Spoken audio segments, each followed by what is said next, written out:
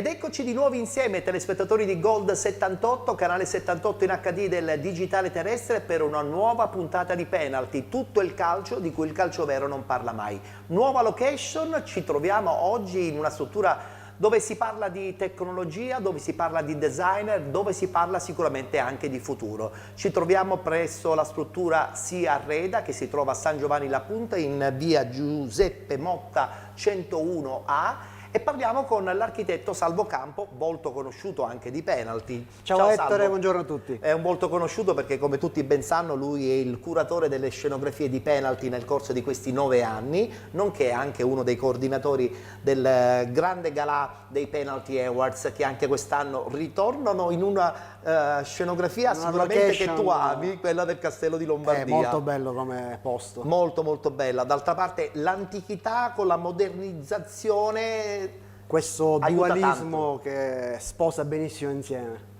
in questa maniera sprigiono anche la tua fantasia, perché so che stai già lavorando per la nuova scenografia. Certamente, sì. Non lo sveliamo ovviamente Assolutamente nulla. no. È meglio vedere il tutto al lavoro finito. Ho parlato di designer, questa vostra struttura sicuramente parla tanto di designer, necessario anche per insomma, gli interni e gli esterni. Assolutamente, noi insieme a Mario Spalletta, appunto, che è della struttura, ci occupiamo non solo di arredo, nonostante si chiama Si Arreda. Sì. Partiamo dalla progettazione, Sì. per poi sviluppare qualsiasi progetto e realizzazione, quindi riusciamo a fare tutto ciò che possa essere anche la realizzazione di quello che è del mondo casa, ufficio e negozio. E negozio. Quindi una branca che si sta sviluppando assolutamente sì, tantissimo. la seguiamo da tantissimi anni, quella del negozio, e continuiamo a seguirla tanto, nonostante il periodo ovviamente del Covid che ha bloccato un pochettino quello che erano i progetti in atto, ma è un progetto che sposiamo da tanti anni, che continuiamo a farlo, e stiamo anche sviluppando molto bene il discorso ufficio, che è anche importante, anche perché è un altro ramo diciamo di nicchia inizialmente, ma che ultimamente si sta sviluppando. Poi ci occupiamo anche del food e del contract. Insomma, quindi diciamo che all'interno abbracciamo un po' tutto quello che è il mondo. Una struttura a 360 gradi per dare al cliente una possibilità di scelta considerevole. Assolutamente. Con un designer molto moderno, lo stile Salvo Campo, io che conosco da tanti anni, insomma si percepisce. Sì, diciamo che va per la maggiore il moderno, ed è quello che amiamo fare e facciamo bene. All'interno della riusciamo struttura. a farlo bene. Un'ottima scelta su quello che possono essere sia i materiali e di conseguenza sono le nostre proposte che riusciamo a dare al cliente, ma che non ci vincola, nel senso possiamo fare dal piccolissimo negozio alle grandi superfici, quindi non abbiamo limiti su quello che possa essere la nostra proposta. Noi ringraziamo la struttura Si Arreda per questa ospitalità, ci piace perché il bianco insomma primeggia, ci piace perché la location è molto operativa. Abbiamo lasciato tutto così proprio perché stavamo lavorando. Perfetto. E quindi tutto rimane in questo modo. È un polmone che batte continuamente con schizzi e con tanta fantasia. Non ci fermiamo mai. Bravo, bravo Salvo Campo. Grazie. Non ci anticipi nulla per i Penalty Assolutamente Awards 2020? no. Assolutamente no. L'anno scorso il Teatro Garibaldi sicuramente era una location standard, ma abbastanza ristretta, no? Cioè sì, il palco era già spettacolo. Assolutamente. Qui invece la scenografia, il cortile qui impegna in maniera già più... qui partiamo avvantaggiati da quello che già è appunto la location. Benissimo. Quindi abbiamo questo chicca in più. Chissà mai se mi farà vedere insomma gli schizzi su questa nuova scenografia. Io ci spero almeno nella giornata di oggi. Grazie Salvo Campo. Grazie a voi, grazie.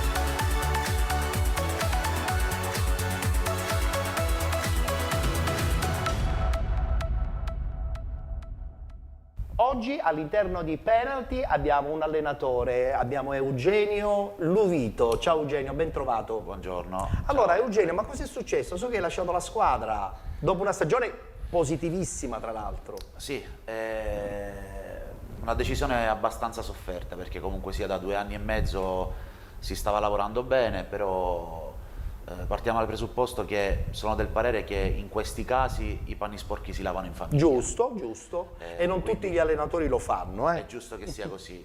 Io dal mio punto di vista posso soltanto ringraziare la società per la fiducia che mi ha dato in questi 2 anni e mezzo, perché mi ha messo in condizione di potermi esprimere al meglio, di poter lavorare e di poter raggiungere appunto i risultati ottenuti. Ringraziare soprattutto i tifosi, perché non ti nego che i nostri risultati in 2 anni coincidevano con la loro presenza, soprattutto avendo una squadra abbastanza giovane che ci teneva alla loro presenza, e ovviamente anche i ragazzi, perché noi parliamo degli allenatori, ma l'allenatore senza una squadra, un gruppo solido non va da fa nessuna nulla, parte. niente. Però è anche vero, caro Eugenio, che il percorso della città di Calatabbiano è stato sempre molto strano. Non sono state mai stagioni continue, alti e bassi hanno un po' contraddistinto il percorso di questa società catanese. Sì, calcoliamo che io sono stato anche un calciatore a Calatabbiano della precedente società, ma non penso che sia un problema isolato, è un problema realmente siciliano, di società che nascono e purtroppo non ce la fanno affrontare o fanno il passo più lungo della gamba. Questo è un errore molto comune nei dilettanti. Non è soltanto del città di Calatabbiano. O false promesse. Ripeto, io sono di Palermo, quindi ho viaggiato in tutta la Sicilia calcisticamente, anche in tutta Italia, e posso dirti che non è solo un problema di Calatabbiano. Dispiace perché, ripeto, Calatabbiano ha tanta fame calcistica, ma anche una grande e bella storia. Assolutamente, assolutamente. E adesso cosa succede? Ti sei fermato, le richieste sicuramente non mancheranno, perché la dimostrazione dell'ottimo campionato è sotto gli occhi di tutti, pertanto non è escluso qualche nuovo progetto con qualche nuova società. Sì, ovviamente, perché comunque il calcio è la mia vita, è la mia passione, e quindi non sopporto stare fermo, tant'è che io comunque in questo periodo, che è il periodo calcistico che io un po' odio... E beh, un po' esploso il calciomercato. Esatto, io lo odio perché è il periodo dei pettegolezzi. Io mi rintano nel mio ufficio e studio calcio. Sì, sinceramente voglio stare ovviamente un po' di giorni a ossigenare il cervello, a riflettere e valutare le offerte ricevute o che riceverò, perché appunto io per lavorare bene devo riuscire a trovare la mia dimensione, perché non mi piace far parte di una società temporaneamente. In che senso? Io voglio entrare a far parte di un progetto. Attenzione, non inflazioniamo però la parola progetto, perché sennò poi dopo si rischia di essere tutti dei bei progetti e poi stringi. Infatti io osservo tanto questa cosa, perché ripeto, non faccio l'allenatore oggi, quest'anno vado qua, ok, sì. L'anno prossimo dall'altra parte, no. A me piace realmente integrarmi, capire cosa vuole la società e produrre risultati con lavoro, per come piace fare a me. Certo, il vostro è stato un girone particolarmente interessante. Certo, l'ACI Sant'Antonio ha probabilmente strameritato il successo finale, però anche le altre, Ionica e tante altre, hanno dimostrato comunque di avere un buon organico e avrebbero magari, chissà, tentato effettivamente, se non ci fosse stato l'ACI Sant'Antonio, di vincerlo questo girone. L'ACI Sant'Antonio si è dimostrato un vero e proprio schiacciasassi. Io ho fatto i complimenti al mister Alfio Torrisi, perché quando ottieni questi risultati non è mai un caso. Certo. Vuol dire che dietro c'è realmente tanto lavoro, e quello che mi ha impressionato rispetto a qualsiasi altra squadra, ma non solo di promozione, anche di eccellenza, la fame calcistica che avevano questi ragazzi. Loro vincevano già mentalmente, loro entravano in campo e entravano per vincere. E nei dilettanti è fondamentale. E ci tengo a precisare, nel girone C, uno dei più difficili degli ultimi anni. È vero, perché c'era anche il Milazzo. Ben 6 squadre che ambivano ai playoff, ACI Sant'Antonio, Ionica, Milazzo, Taormina, FC Motta. Motta e Atletico Messina. E un po' anche voi, c'è stato un momento insomma che stavate cullando l'idea di potercela fare, allora, ad essere inseriti nei playoff. Sì, decisamente, non mi vergogno a dirlo, perché ripeto, la società mi ha dato un obiettivo chiaro, che è una salvezza tranquilla. Ma io odio parlare di salvezza, a me piace, sono una persona ambiziosa e credo tantissimo nel lavoro. Prima di iniziare quest'anno calcistico tante persone dicevano che questi ragazzi, venendo da una seconda categoria, ci tengo a precisarlo, non erano adatti a una avrebbero promozione. trovato difficoltà. Ma io sono del parere che le chiacchiere stanno a zero e comanda il lavoro. I ragazzi ce l'hanno fatta, si sono ritagliati veramente un ruolo da protagonisti in questo campionato, abbiamo rispettato l'obiettivo dato dalla società e non ti nego che dopo aver rispettato l'obiettivo della società si è continuato a credere in qualsiasi cosa, anche perché in queste 6 ultime giornate sopra di noi erano tutti scontri diretti. E quindi ci è avreste rimasto tentato qualche il colpo in canna, carta. siamo rimasti con l'amaro in bocca. Certo. Il fatto che il campionato sia stato sospeso ha un po' spiazzato tutti, era giusto e necessario. Ma secondo te come ripartirà adesso il calcio dilettantistico? Non dico quello siciliano, ma in genere il mondo del calcio dilettantistico, come ripartirà? Partiamo dal presupposto che io sono un positivo di natura, però la cosa che mi sta facendo piacere è che con questa pausa la Lega Nazionale Dilettanti, la Federazione, la FIGC si stanno letteralmente organizzando per migliorare il calcio, e questa è una cosa buona, perché forse ci voleva questa pausa, perché sto notando che stanno mettendo tante leggi, tante regole all'interno del mondo calcistico. Ci sarà che un'evoluzione, ci sarà calciatori, allenatori, società. Ho letto anche di recente anche che sarà difficile anche per società prendere in giro, perché ci sarà una responsabilità diretta. Queste sono cose molto importanti per salvare il calcio. Assolutamente. Perché io sono del parere che tutto parte dai dilettanti. Assolutamente, condivido questa cosa, ma la cosa che più mi preoccupa è la sanificazione delle strutture. Lì ci sarà un grande punto interrogativo, perché saranno le società a doverlo fare, a fare tutto questo, oppure saranno le amministrazioni? Perché le amministrazioni sappiamo benissimo che hanno sempre delle grandi difficoltà economiche, le società è impensabile dover rimodernare e sanificare le strutture dove andranno a giocare tantissimi anche ragazzini, quindi sarà veramente un grande problema e in molti secondo me lo stanno sottovalutando. Io sono del parere che tutto questo, è inutile nasconderci dietro un dito, non accadrà mai, nel senso che il calcio ripartirà quando si potrà ripartire. La Lega adesso è impegnata a sistemare tutto ciò che c'è da sistemare con i campionati precedenti, ma è inutile prenderci in giro, una società è quasi impossibile riuscire a garantire tutto questo. È vero. Tra spogliatoi, igiene, contatti fisici dentro il campo.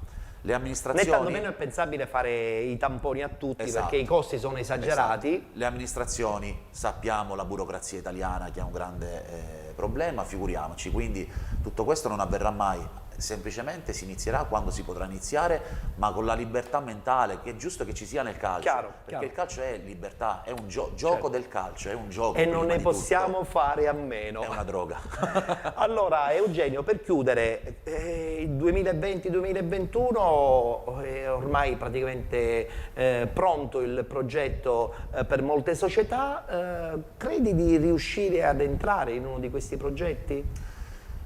L'importante è che sia un progetto serio, quello è fondamentale, perché io lavoro tantissimo mentalmente con i calciatori, con i giovani calciatori, perché lavoro tanto con le ambizioni, non con le illusioni, che è ben diverso. Certo. Quindi l'importante è sia un progetto dove ci sia una struttura solida e persone serie che possano appunto farmi lavorare, perché io ho una metodologia tutta particolare di calcio che, ripeto, deve esserci un presidente o una società disposta a dire: sai che c'è, ti voglio dare fiducia. Questo ragazzo è in gamba, gli voglio dare fiducia, per proseguiamo. Sono in attesa che valuto, osservo, capisco anche le difficoltà, per carità, perché ripeto, però non sono uno che fa calcio per soldi.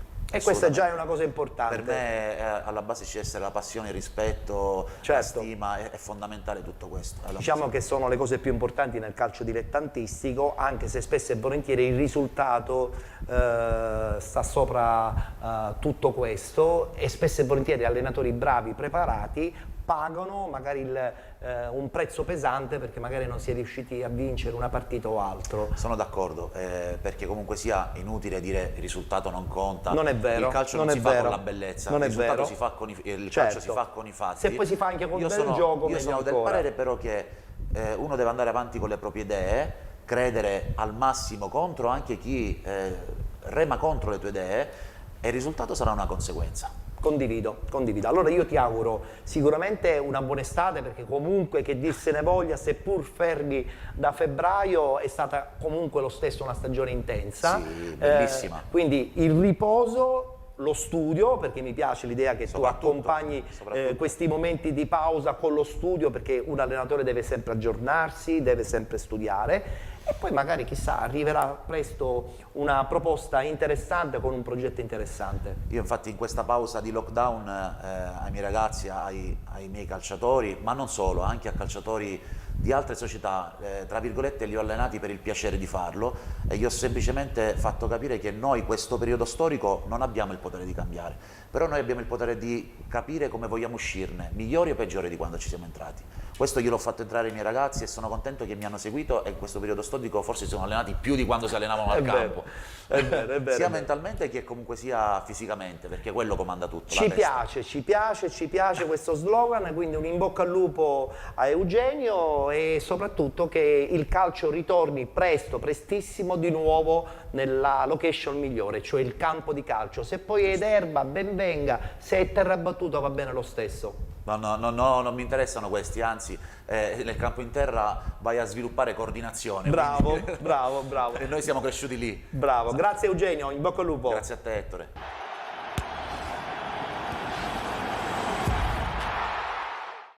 Continuano i festeggiamenti in casa Paterno Calcio dopo il ritorno in Serie D per la 30ª volta nella sua storia. Un obiettivo a lungo inseguito dai rosso-azzurri e alla fine conquistato soprattutto attraverso numeri e record importanti. Nessuna sconfitta tra campionato, coppa e amichevoli. Migliore difesa d'Italia dalla Serie A alla terza categoria con solamente 8 gol subiti, 2 dei quali su rigore. Un successo frutto del grande lavoro societario con in testa il presidente Ivan Mazzamuto, ma anche tecnico. Partito in estate con Pippo Strano e proseguito poi dal 12 novembre con l'arrivo in panchina di Gaetano Catalano. Vincere è sempre bello, ci aspettavamo di vincere questo campionato sul campo, purtroppo è successo quello che è successo e l'abbiamo conquistato allo stesso modo. Credo che comunque il Paterno alla fine abbia meritato ampiamente di vincere questo campionato, quindi a prescindere dal Covid e dalla sosta che c'è stata, penso che il campionato che abbiamo fatto è stato veramente un campionato strepitoso, penso che i numeri parlano chiaro. Sono arrivato in un momento, penso, abbastanza delicato, perché è andato via un allenatore che non aveva mai perso, non è stato esonerato. Mi sono trovato subito scontri diretti col Giare, Ragusa, Sant'Agata, Rosolini, e devo dire che sin dal primo giorno ho trovato un gruppo compatto. Hanno accettato le mie idee, piano piano abbiamo cercato di modificare qualcosa, abbiamo costruito ancora un gruppo più solido. Partita dopo partita ci siamo resi conto che questa squadra poteva arrivare fino alla fine, e così è stato. Qual è stato per te il momento più esaltante della stagione? Ma diciamo, dopo aver vinto tutti gli scontri diretti, lì ho cominciato a pensare che ce la potevamo fare. È anche vero che mancava tutto il girone di ritorno, le squadre tipo Sant'Agata, Giare si erano rinforzate prendendo giocatori veramente di grande qualità, e quindi diventava veramente dura, però la consapevolezza del gruppo, la forza di questi ragazzi, cioè, si era creata veramente quell'atmosfera giusta fra squadra, pubblico, società, tutte quelle componenti che poi alla fine ti danno quelle sensazioni che puoi arrivare fino alla fine per vincere il campionato. A quale partita sei legato maggiormente di questa stagione? Ma a prescindere dalle partite degli scontri diretti, devo dire anche all'Enna. Quel gol nel 90esimo ci ha permesso di mantenere l'imbattibilità, di continuare a tenere questi record che secondo me resteranno anche a lungo, e quindi tante partite da ricordare, perché sai, tutte le partite poi alla fine ti lasciano emozioni importanti, e giocare a Paternò, soprattutto in casa con quella gente, hai delle sensazioni veramente importanti. Diciamo che per la D è stata una corsa a due. Cosa avete avuto voi in più rispetto alla formazione sant'agatese? Ma io credo che abbiamo avuto una continuità devastante, nel senso, a prescindere che non abbiamo mai perso una partita, quelle partite che magari potevamo rischiare, portavamo a casa il punticino, insomma la continuità credo che alla fine ha fatto la differenza, e poi il fatto che riusciamo a subire poco penso che sia stato importante per la continuità e per la classifica. È stata una stagione ricca di soddisfazioni e soprattutto siete stati capaci, tu come allenatore, con i tuoi ragazzi, ma anche la dirigenza, a riportare davvero il grande entusiasmo tra i tifosi del Paternò. Sì, questo veramente è una cosa che mi piace tanto, purtroppo per tanti motivi come quello che è successo della pandemia non sono riuscito a ringraziare la gente, i tifosi di Paternò, perché è veramente un pubblico eccezionale. Io sono arrivato lì, mi ricordo la 10ª giornata che eravamo terzi in classifica e ancora non c'era tanta gente al campo. E piano piano ho visto risultato dopo risultato che questo stadio si andava sempre a riempirsi e quindi la gente veniva con le famiglie, entusiasmo, ci seguivano un pochino dappertutto, quindi devo dire che i ragazzi hanno fatto veramente qualcosa di importante, riportare l'entusiasmo in città, la gente ha fatto e ha dato il proprio contributo perché ha aiutato tanto questa squadra e io ci tenevo tanto a ringraziarli, Curva Sud, Movimento B e anche tutta la gente di Paternò. Non ho avuto mai l'opportunità di farlo perché speravo di arrivare fino alla fine per poterlo fare in una conferenza stampa. Non c'è stata la possibilità, lo faccio adesso e li ringrazio e credo che questa città, questa società meriti veramente ancora qualcosa di più importante. Hai allenato diverse piazze importanti, nel 2012-2013 hai traghettato la CR Messina dalla D alla Lega Pro, quest'anno il Paternò dall'eccellenza alla Serie D, ci sono delle analogie tra queste due promozioni? Ma sai, quando ci sono tante componenti che vanno bene, per esempio a Messina società importante, gruppo eccezionale, tifosi, non sto qui a dirlo, componenti giuste che guarda caso ho ritrovato qui a Paternò, una società solida, direttore competente, si lavora con serenità, gruppo fantastico di uomini, tifo eccezionale, quindi devo dire che tutte queste piccole componenti, anche la stampa perché Federica è veramente bravissima, dico tutte queste componenti messe insieme hanno fatto sì che Paternò potesse tornare in Serie D. Per chiudere, il presidente Mazzamuto ha avuto parole di elogio per il tuo lavoro, ma soprattutto per l'autorevolezza che hai mostrato nei confronti della squadra che sei riuscito a gestire molto bene. Parole che possono far intendere che anche in Serie D l'allenatore sarà Gaetano Catalano. Ma io ringrazio il Presidente per le parole dette e devo dire che ricambio perché ho trovato una persona veramente per bene, una persona che forse si trova poche volte nel calcio e quindi siamo andati subito in sintonia sia per quelle che sono le nostre idee da parte sua e da parte mia perché abbiamo un comportamento, un modo di fare che è quasi simile.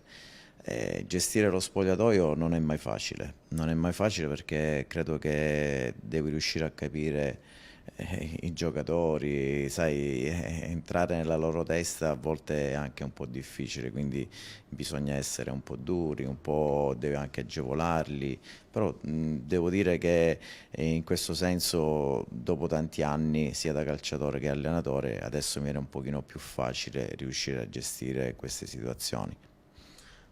Sarai quindi l'allenatore anche per il prossimo anno del Paternò? Ma ti dirò, c'è la voglia di entrambi perché ci siamo sentiti col Presidente di continuare insieme questa avventura. Aspettiamo un attimino che ci siamo visti in questi giorni, però non abbiamo potuto parlare perché ha avuto degli impegni importanti e penso che ci rivedremo ormai la prossima settimana, però vogliamo continuare insieme questa avventura, continuare insieme questo progetto e magari chissà quello che può succedere.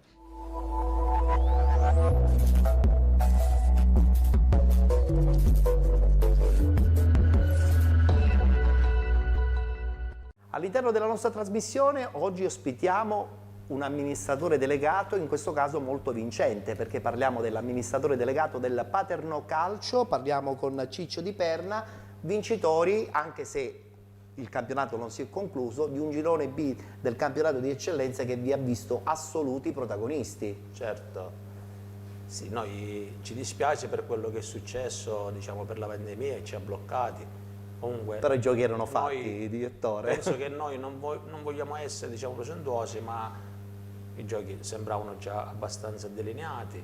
Abbiamo dimostrato fin dall'inizio del campionato di essere una squadra abbastanza compatta, una società abbastanza unita, e a quel punto i risultati sono venuti. Sono venuti, è abbiamo vero. dimostrato, abbiamo fatto... Beh, ha imbattuti, quindi... Sì, c'è stata quest'altra ciliegina, diciamo, sulla torta, che è stata questa imbattibilità che noi abbiamo avuto dai campionati dalla Serie A fino al campionato dilettantistici, e abbiamo fatto 23 partite, 60 gol. E quindi i numeri sono dalla vostra parte. Abbiamo subiti 8, e quindi abbiamo avuto solo 2 o 3 rigori a favore, quindi qualche nostro, diciamo, collega di un'altra squadra si lamentava che probabilmente, comunque, noi a quel punto non avevamo fatto neanche una sconfitta, avevamo vinto tutti gli scontri Sì, diretti. è vero.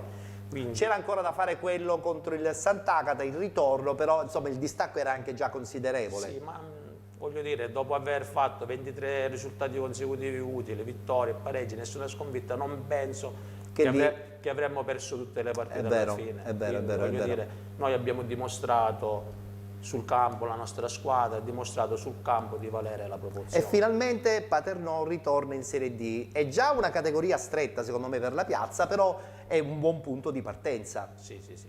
Noi ritorniamo in Serie D, siamo contenti dopo circa 20 anni che eravamo fuori da questa categoria. La piazza è una piazza molto esigente, lo sappiamo, quindi... Tifosi che pressano. Sì, basta pensare che nelle ultime partite casalinghe avevamo più di 2000, quasi 2500 paganti. E per l'eccellenza sono numeri. L'eccellenza sono numeri. Certo, ora cercheremo di di allestire una squadra abbastanza dignitosa.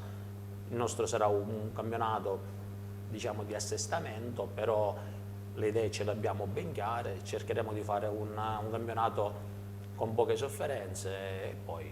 Un campionato, quello dell'eccellenza, che comunque ha dimostrato che l'organizzazione paga, fondamentale. Un plauso comunque anche alla città di Sant'Agata, che ha dimostrato anche sul campo comunque di essere un bel team, un bel gruppo. Sì, ma guarda, sulla potenzialità del Sant'Agata non ci sono dubbi, perché anzi le dirò, forse loro singolarmente erano anche più quotati come squadra, ma noi però abbiamo dimostrato che con l'unione, facendo gruppo, perché la squadra ha fatto gruppo, i ragazzi sono stati eccezionali, perché fin dal primo giorno del ritiro che noi abbiamo avuto, che abbiamo fatto, ho visto che la squadra era ben presente, concentrata, e consideriamo che abbiamo avuto 2 cambi di allenatore. Ecco, questo qui volevo sottolineare, ci spieghi bene questa cosa, perché effettivamente una squadra che poi alla fine risulta imbattuta, vince la grande il campionato di eccellenza, ma che all'inizio, insomma, c'era qualcosa che non quadrava, perché anche il cambio degli allenatori sembrava una cosa facile lì per lì, però poi la squadra poteva anche subirne po' di...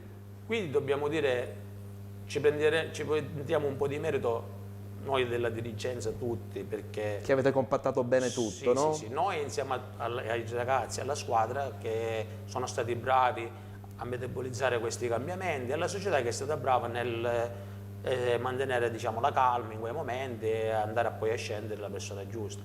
I cambi di allenatori... Perché si rischiava di far saltare la stagione. Dopo 2 giorni di ritiro, mister Pensabene ha dato le dimissioni. Ancora oggi non sappiamo il perché, ci ha dato per motivi personali. Quindi noi, è certo uno che prepara una squadra in funzione del proprio allenatore, e poi dopo 2 giorni ti ritrovi senza allenatore. Comunque su questo poi abbiamo preso il mister Strano, che, diciamo, ha fatto grande esperienza e grande curriculum. Sì, grande curriculum, ha fatto benissimo Pippo come allenatore. Noi, voglio dire, siamo grati per quello che lui ha fatto. Ad un certo punto, per qualche incomprensione, per motivi, diciamo, anche lui è andato via. Ha preferito andare via. A quel punto noi abbiamo avuto il terzo allenatore. Col terzo allenatore abbiamo proseguito sulla stessa scia con i risultati. È vero, i risultati sono sempre rimasti dalla vostra. Sono stati nostri. Abbiamo il nostro mister che è attuale catalano, ha dimostrato lui che non era facile subentrare a 2 allenatori con la squadra prima in classifica, però il mister ha dimostrato, perché è una persona molto seria, composta, sa il fatto suo, ha dimostrato con i fatti di poter gestire benissimo la Quanta energia ha messo dentro Ivan Mazzamuto nel grande progetto Paternò in questi ultimi anni? Tantissimo, credo che sia un po' la base di tutto, allora, anche dal punto di vista proprio umorale all'interno della società. Allora, Ivan Mazzamuto, io lo chiamo, diciamo Ivan perché noi siamo amici d'infanzia con Ivan, ci conosciamo da tantissimo tempo, siamo colleghi di lavoro, facciamo quasi lo stesso lavoro, quindi su Ivan, lui diciamo che non che ha messo tanto, lui ha messo di tutto perché la base è lui, perché noi sì, ci collaboriamo, diamo il nostro su tutto, però noi diciamo che abbiamo sposato questo progetto proprio in funzione di Mazzamuto, sapendo la persona. Lui era la garanzia, sì, è la garanzia. Esatto, perché lui essendo una persona molto per bene, una persona stimata. Conosco bene anch'io. Una persona stimata e seria, molto seria. Allora a quel punto noi siamo in società e abbiamo optato per seguire in questa avventura il presidente, ma la base è lui, cioè noi lavoriamo, facciamo il nostro, però in funzione del presidente che è la base di tutto, diciamo. Mi sorge spontanea una domanda, ma a questo punto l'appetito viene mangiando, cioè vuol dire il prossimo anno la Serie D per il Paternò, che Serie D dovrà essere? Questa non è una domanda cattiva, però in molti vorrebbero capire bene dove vuole arrivare questo Paternò. L'appetito viene mangiando, però si deve stare attenti, perché se no si rischia poi di star male. Specialmente poi in questi periodi se non mangia troppo poi è vero. Comunque, a parte le battute, noi faremo una squadra, cercheremo di fare una squadra, come dicevo prima, con diciamo una squadra ben strutturata. Sì. Una squadra che deve andare a affrontare una nuova categoria e quindi cercheremo di fare una squadra che non abbia dei patemi, che possa affrontare il campionato in modo sicuro e avere una tranquilla salvezza. Sì. Poi ci affidiamo noi, il resto poi vabbè, poi si vedrà. Il pubblico, l'obiettivo della società che può anche variare nel corso di una stagione, perché ancora questa Serie D non è neanche molto chiara come si svilupperà e quali saranno soprattutto le piazze che dovrete andare ad incontrare. Ancora non sappiamo, appunto, ancora il campionato non è proprio delineato, non si sanno tutte le squadre. So che saremo in circa 11 le siciliane, quindi poi mancheranno tutte le altre, vedremo. Per noi il pubblico, in questo momento c'è un momento di estrema euforia, si festeggia in ogni angolo, c'è una festa, ci sta pure, dopo tanti anni di attesa, giusto, il ritorno in Serie D. Ma noi vogliamo garantire ai tifosi il nostro impegno, garantiamo ai tifosi di fare una squadra competitiva che si possa salvare senza problemi. Tranquillità. Però non promettiamo niente, diciamo come certuni quest'anno, non ce la sentiamo. Tra l'altro voi all'interno del gruppo avete già comunque uno zoccolo duro con giocatori di categoria. Infatti, penso che partirete da là. La nostra idea è quella di ripartire naturalmente col mister Catalano e di confermare, diciamo, lo zoccolo duro dei ragazzi che hanno già una bella esperienza, cioè non sono neanche degli sprovveduti. No, non assolutamente. Io ho visto, quest'anno ho avuto modo di vedere ragazzi veramente uomini, prima che giocatori uomini, perché io li vedevo allenare durante gli allenamenti, persone serie, mai una parola, concentrati al massimo, cioè loro la partita la preparavano. I risultati parlano da loro. La partita la preparavano a livello super professionale. Infatti i risultati la domenica non era un caso che arrivavano quei risultati. Quindi già noi abbiamo un'idea di confermare questi ragazzi, la maggior parte di questi ragazzi, perché hanno dimostrato di meritare soprattutto la nostra fiducia. Giusto. Tra l'altro sappiamo benissimo quello che è successo, ma non sappiamo quello che potrebbe succedere al ritorno in campo, no? Cioè il Covid ha un po' bloccato tutto, ma il Covid potrebbe anche un po' bloccare anche un po' la mentalità nella nuova stagione. Cosa pensa che possa succedere? Certo, questo è tutto da vedere, quindi noi poi dobbiamo essere bravi al momento che si va a iniziare a capire come muoverci nel modo migliore, perché a questo momento è un mondo interrogativo per tutti. Per tutti e per tutto. Per tutti e per tutto, logicamente anche gli sponsor avranno i loro problemi, quindi non sarà... Però noi siamo fiduciosi perché cercheremo di adattarci alla situazione e quindi di fare bene come abbiamo fatto, certo. tenendo conto della situazione che c'è. L'amministrazione comunale insomma, prenderà l'onere e l'onore anche di dover sanificare il vostro stadio, oppure sarete voi costretti a sanificare, quindi con dei costi considerevoli? Questo è un dubbio che accompagna tutte le società, probabilmente. Noi a questo momento stiamo aspettando prossima settimana, andando di fare questa festa di promozione, che il sindaco Nino Naso, che noi ringraziamo come società, ci sta volendo premiare con una serata al palazzo, lì al palazzo comunale. Dopodiché incominceremo a lavorare. Cominceremo a lavorare significa anche questo, cominceremo a vedere quello che si deve fare, ci confronteremo col sindaco, col comune, per cercare di non farci trovare impreparati. Tra l'altro il primo grande successo di questa società e volendo anche di questa amministrazione è il fatto di aver riconsegnato insomma, a Paternò uno stadio che era in fase calante impressionante, quasi totale abbandono. Allora, lo stadio era un bivio, già era stato quasi abbandonato. Poi grazie alle sinergie che abbiamo avuto, società, col comune, con il sindaco Naso, con l'assessore, siamo riusciti a trovare un punto e da lì siamo ripartiti. E questa qua è una cosa fondamentale. Siamo ripartiti, perché abbiamo messo in funzione di fatto il manto erboso, che era diciamo, in condizioni pessime, non c'era più. Peggio. Quindi con questa collaborazione tra società e il comune siamo riusciti, abbiamo trovato una ditta che è stata molto professionale, ha rispettato i tempi di quello che ci aveva promesso, e quindi quando si lavora in sinergia e si lavora bene, poi i risultati. E si continuerà a lavorare in uno stadio di Casistadio, no? Perché molte società hanno il problema dello stadio, grazie al cielo voi a Paternò no. No, noi ora per il campionato che dobbiamo fare serve qualche ritocco a livello spogliatoio, però in linea di massima già diciamo, il tappeto in questo momento è buono, quindi in linea di massima il problema stadio non ce l'abbiamo, come purtroppo hanno tantissime altre società che si trovano già, devono ripartire e hanno il problema grandissimo che è il dello stadio. Grazie al cielo a Paternò questo problema non c'è. L'anno scorso abbiamo iniziato a giocare al Falcone fine novembre, noi abbiamo fatto 7-8 partite fuori dall'inizio e giocavamo a Biancavilla, fuori altri stadi, e nonostante ciò abbiamo fatto anche i risultati. Anche se l'evoluzione dello stadio poteva essere anche l'erba sintetica. E questo è un altro punto poi da andare a valutare, perché i costi di manutenzione si ammortizzano meglio. Ma su questo, essendo che il comune, il gestore del campo, deve gestire lui in prima persona. Lui sa quello che deve agire lui. Per noi sarebbe comodissimo, anche per loro, però logicamente il comune, il sindaco sa le tasche del comune, le conosce lui, noi non vogliamo entrare in merito. Assolutamente. L'importante è che siamo in condizioni, ci mettono in condizione di poter svolgere nel migliore dei modi la stagione. Poi per il resto non ci permettiamo di entrare in merito a certe cose.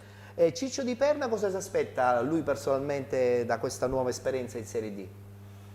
Ma guardi, io sono stato diversi anni con Ivan Mazzamuto, sono partito dal Cittadella di Paternò. Come categoria è la prima esperienza alle Prendoggiane, anche se da ragazzo ho giocato in Serie D, quindi però come esperienza di dirigente è nuova.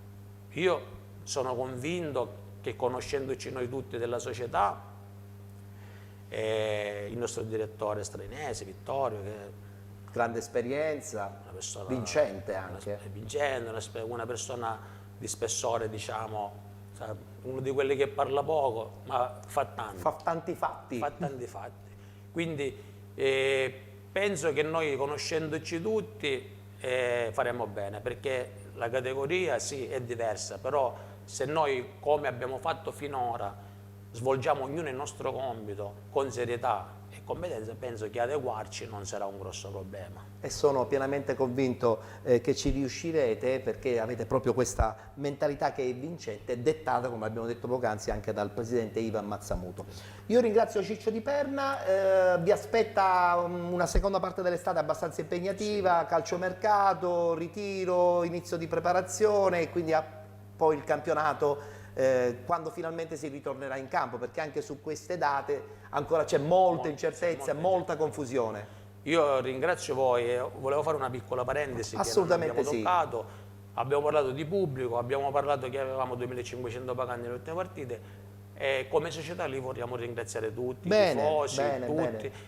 E abbiamo avuto un momento che sono venute le famiglie, i ragazzi, le bambine, di tutto. Ed è la cosa più bella.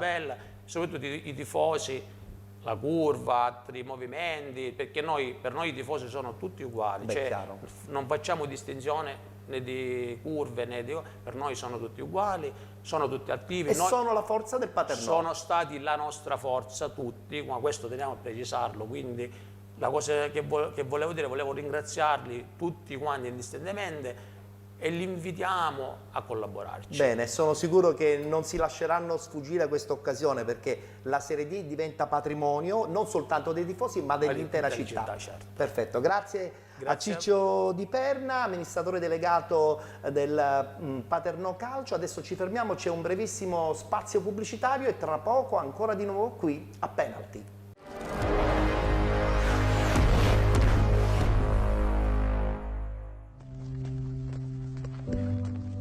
Siamo il pallone che rotola, siamo l'erba, la neve e il fango.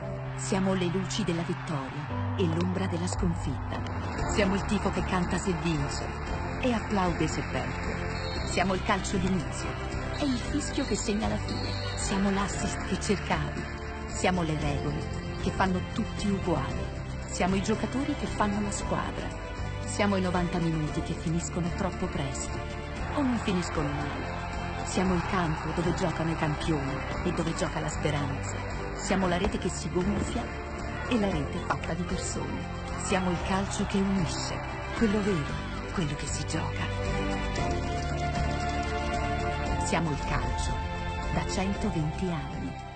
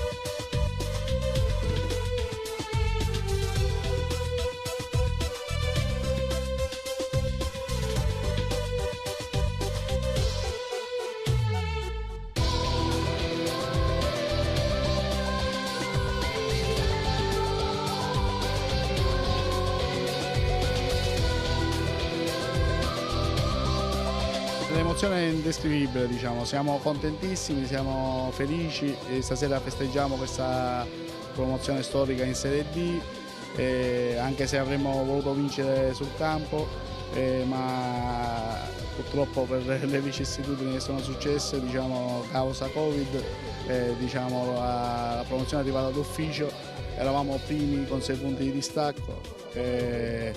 ci hanno dovuto dare la promozione senza dubbio. L'obiettivo nostro, diciamo, è un obiettivo di ben figurare innanzitutto, sperando di arrivare a una salvezza nel più presto dei modi, il prima possibile.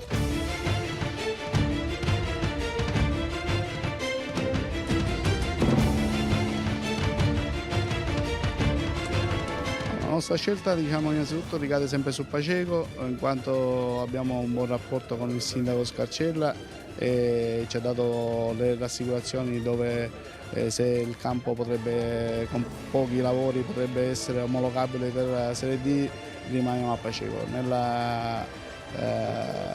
Diciamo, eventualmente valutiamo altre situazioni, un'altra soluzione potrebbe essere lo stadio di Trapani, però sempre Trapani permettendo, e dobbiamo poi valutare in fase successiva.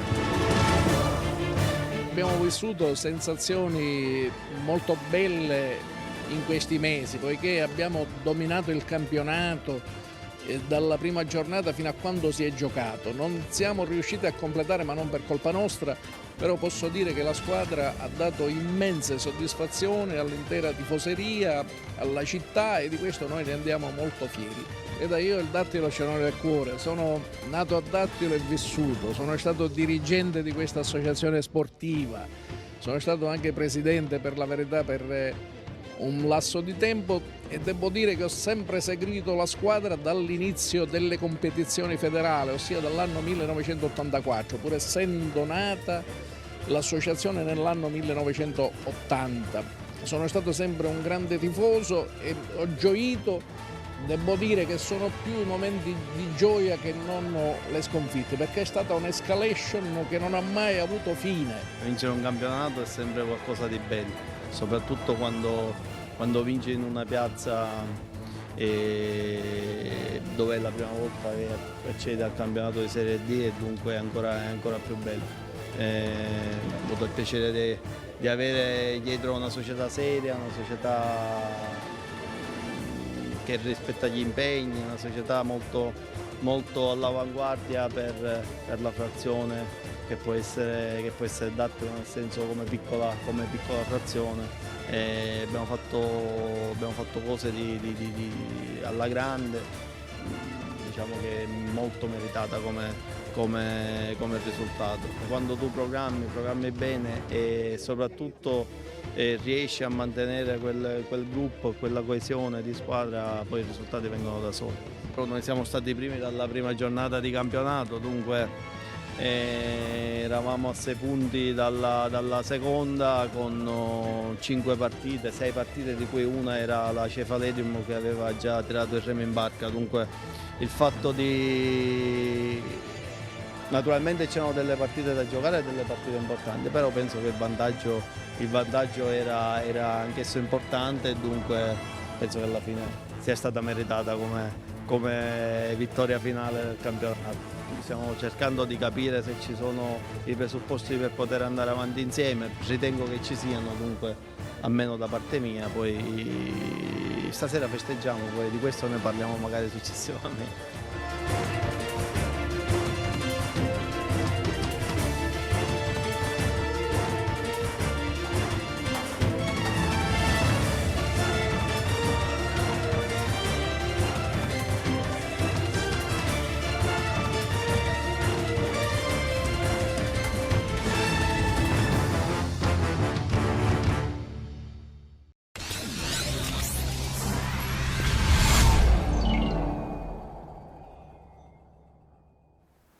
La grande festa del Dattilo Noir, che per la prima volta approda nel campionato di Serie D. È stata una lunghissima cavalcata, complimenti alla squadra, ma soprattutto complimenti alla dirigenza, che ha coronato un sogno, quello appunto di partecipare alla prossima stagione al campionato di Serie D. Siamo con un direttore sportivo vincente, perché insomma le ultime sue stagioni sono state sicuramente molto positive, su tutti indubbiamente l'accoppiata a Ragusa di Coppa e campionato. Siamo con Santo Palma. Ciao Santo, ben trovato. Ciao a tutti. Buona estate. Grazie. Dopo il post-Covid dovremmo dire buona estate e buon lavoro, perché insomma probabilmente tanto lavoro attende le società, sia dal punto di vista tecnico ma anche dal punto di vista organizzativo, perché questo Covid ha probabilmente spiazzato tutto. Beh sì, assolutamente sì, credo che adesso riparte un altro modo di far calcio, anche perché il nostro calcio purtroppo si basa solo ed esclusivamente su sponsorizzazioni esterne. E quando mancano quelle? E non avendo altro, non avendo una preparazione tale da poter far mantenere le società in un altro modo, perché non abbiamo mai investito, perché non siamo bravi nello sviluppare per il futuro, perché non pensiamo mai al domani ma solo esclusivamente all'oggi, quindi questo sarà un anno abbastanza particolare sotto questo aspetto. È vero, è vero, soffriremo tutti, gli addetti ai lavori ma soprattutto anche i calciatori e i dirigenti.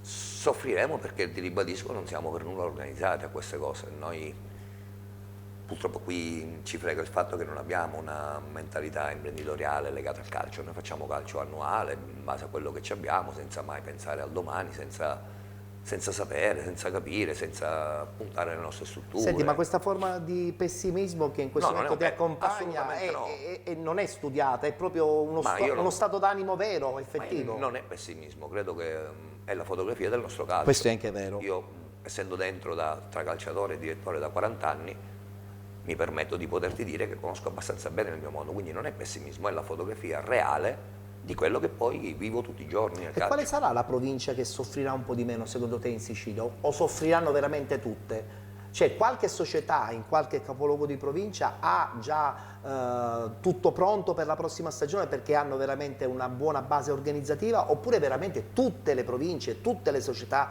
soffriranno alla riapertura, tra l'altro non si sa neanche quando, della prossima stagione? È evidente che soffriranno di più le piccole società, le società che rappresentano dei piccoli paesi soffriranno di più. Evidentemente la provincia che soffre meno, secondo me, comunque rimane sempre quella di Ragusa, perché è una realtà a livello produttivo importante, una realtà commerciale viva, e poi ci sono persone molto serie. Io ho avuto la fortuna di lavorare nel ragusano e posso dirti, dopo tanti anni che faccio calcio, ho conosciuto persone di assoluto livello, ho riscontrato una serietà poco comune nel resto dell'isola. Quindi secondo me le società che soffriranno meno comunque si ritroveranno da quella parte lì, anche perché lì l'economia continua a funzionare, malgrado tutto. Mentre dalle nostre parti non funzionava già pre-Covid, non oso immaginare post-Covid. Senti, la domanda che faccio un po' a tutti i dirigenti che soprattutto vengono qui all'interno della nostra trasmissione è quella riguardante le strutture, perché adesso tutti pensano ad organizzare tecnicamente, organizzativamente la società per la prossima stagione, ma nessuno parla chi sanificherà il campo, chi sanificherà gli spogliatoi, il discorso riguardante i tamponi, le visite mediche che probabilmente avranno un'altra tipologia di struttura, insomma nessuno parla di questo, mentre invece credo che un buon dirigente dovrebbe soprattutto parlare di queste che saranno delle problematiche che verranno a galla a settembre.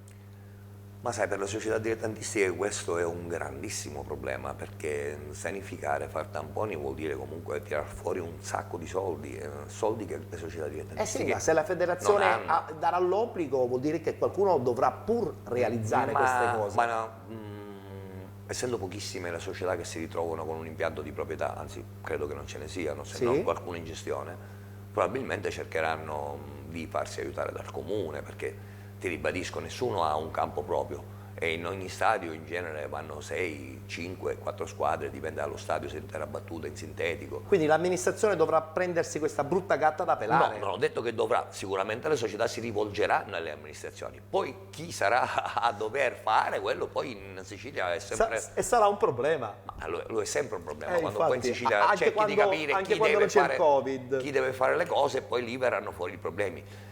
Io non credo che le società dilettantistiche possano stare dietro a tutte queste cose qui, come per quel che riguarda le risorse economiche, onestamente non ce le hanno. Non ce le hanno. A meno che trovano uno sponsor che si occupa di sanificazione, metti una cosa sulla magliettina e fai uno scambio merci. Un cambio merci e... Senti, abbiamo visto già all'interno della nostra trasmissione il successo straordinario del Dattilo, abbiamo avuto anche l'amministratore delegato del Paternò che ha disputato secondo me una grande stagione, insomma l'eccellenza è stata contraddistinta da queste queste due società su tutte, il Dattilo e soprattutto il Paternò. D'accordo sul fatto che queste due squadre sono pronte anche per la Serie D, secondo te? Ma guarda, a livello di struttura sì.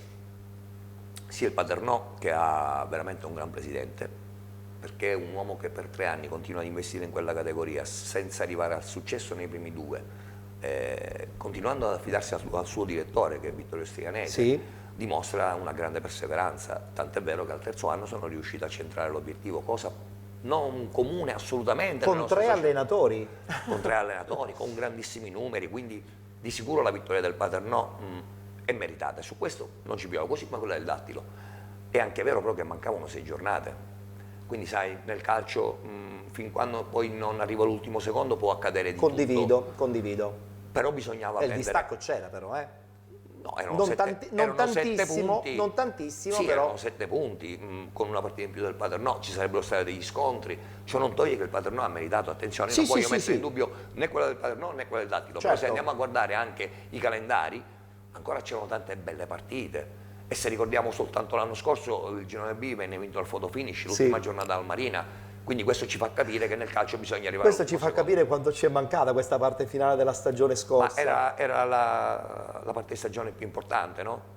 Però del resto la federazione non poteva fare altrimenti, no? Ha dovuto prendere una decisione, anche perché i soldi, dolorosa, ma i soldi sono stati investiti. Però abbiamo visto che l'altra società in serie nell'eccellenza Girone B, il Sant'Agata, è già stato ripescato. Sì. La stessa cosa auguro al Canicattì, che è un'altra società importante. Anche se il Canicattì continua a dire sempre non c'è certezza che vogliono andare in Serie D. No, non c'è certezza perché con i punti che ci sono. Loro poi mi parlano sempre di un progetto sul campo, cioè loro vogliono andare in Serie D sul campo. Vabbè, perché il Canicattì è costretto a giocare fuori da Canicattì, e se tu togli quella squadra da quel campo dove il calore è qualcosa di inverosimile, ovviamente il Canicattì perde tanto. È ovvio che il primo progetto da persone intelligenti continua a rimanere la struttura, ma quella è la base, una struttura in sintetico ti permette di poter lavorare tranquillamente non solo con la prima squadra, anche con tutto il settore settore giovanile, con tutto lo sviluppo che ha nella società, quindi è giusto che sia così, quindi meritato da parte di tutti, ci mancherebbe altro, anche se secondo me sarebbe stato bello poi vedere veramente la fine. È vero, aspettiamo ancora qualche altra settimana. Ma io adesso voglio parlare di Santopalma post Ragusa.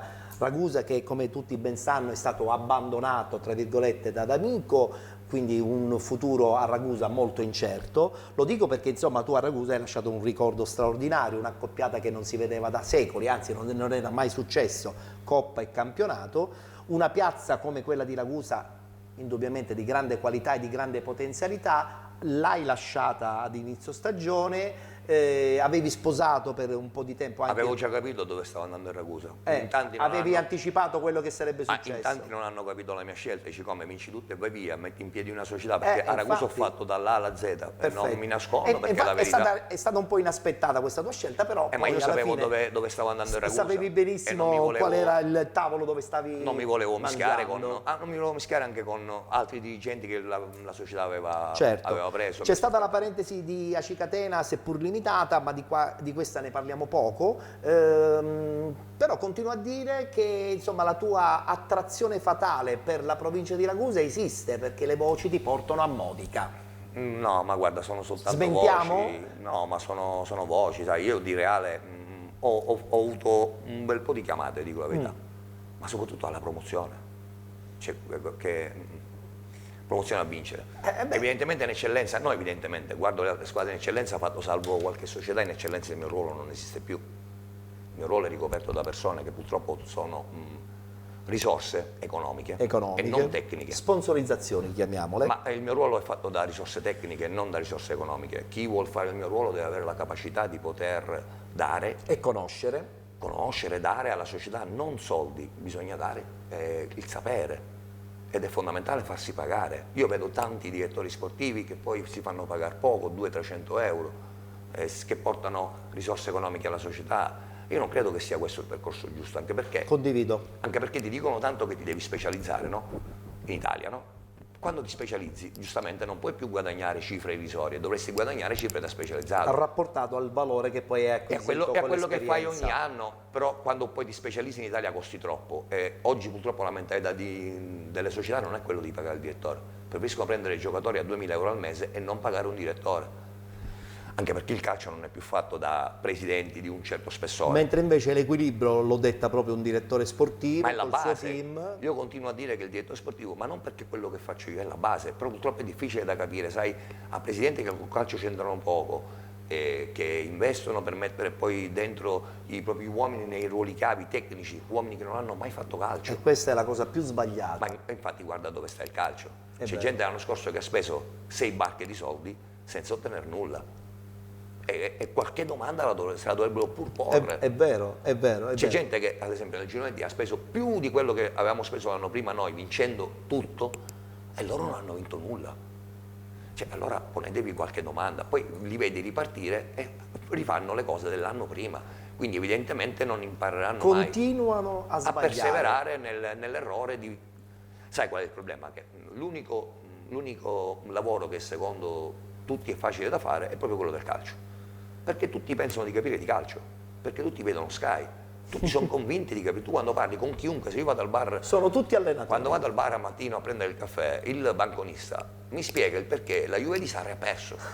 Questo mi fa capire come... Beh, giustamente, è uno sport troppo popolare e quindi è chiaro che insomma ci senza sentiamo un ombra po' di dubbio, tutti. però tra il parlare e poi il saperlo Certo, sviluppare... poi la specifica sui ruoli è e ti dico la fondamentale verità, con l'esperienza. Questa è una prerogativa di pochissimi uomini che fanno il mio lavoro in tutta la Sicilia. Io non ne conto più di 4 o 5 direttori veri, intendo. Io non conto più di 4 o 5 direttori in tutta la Sicilia, ma è gravissimo.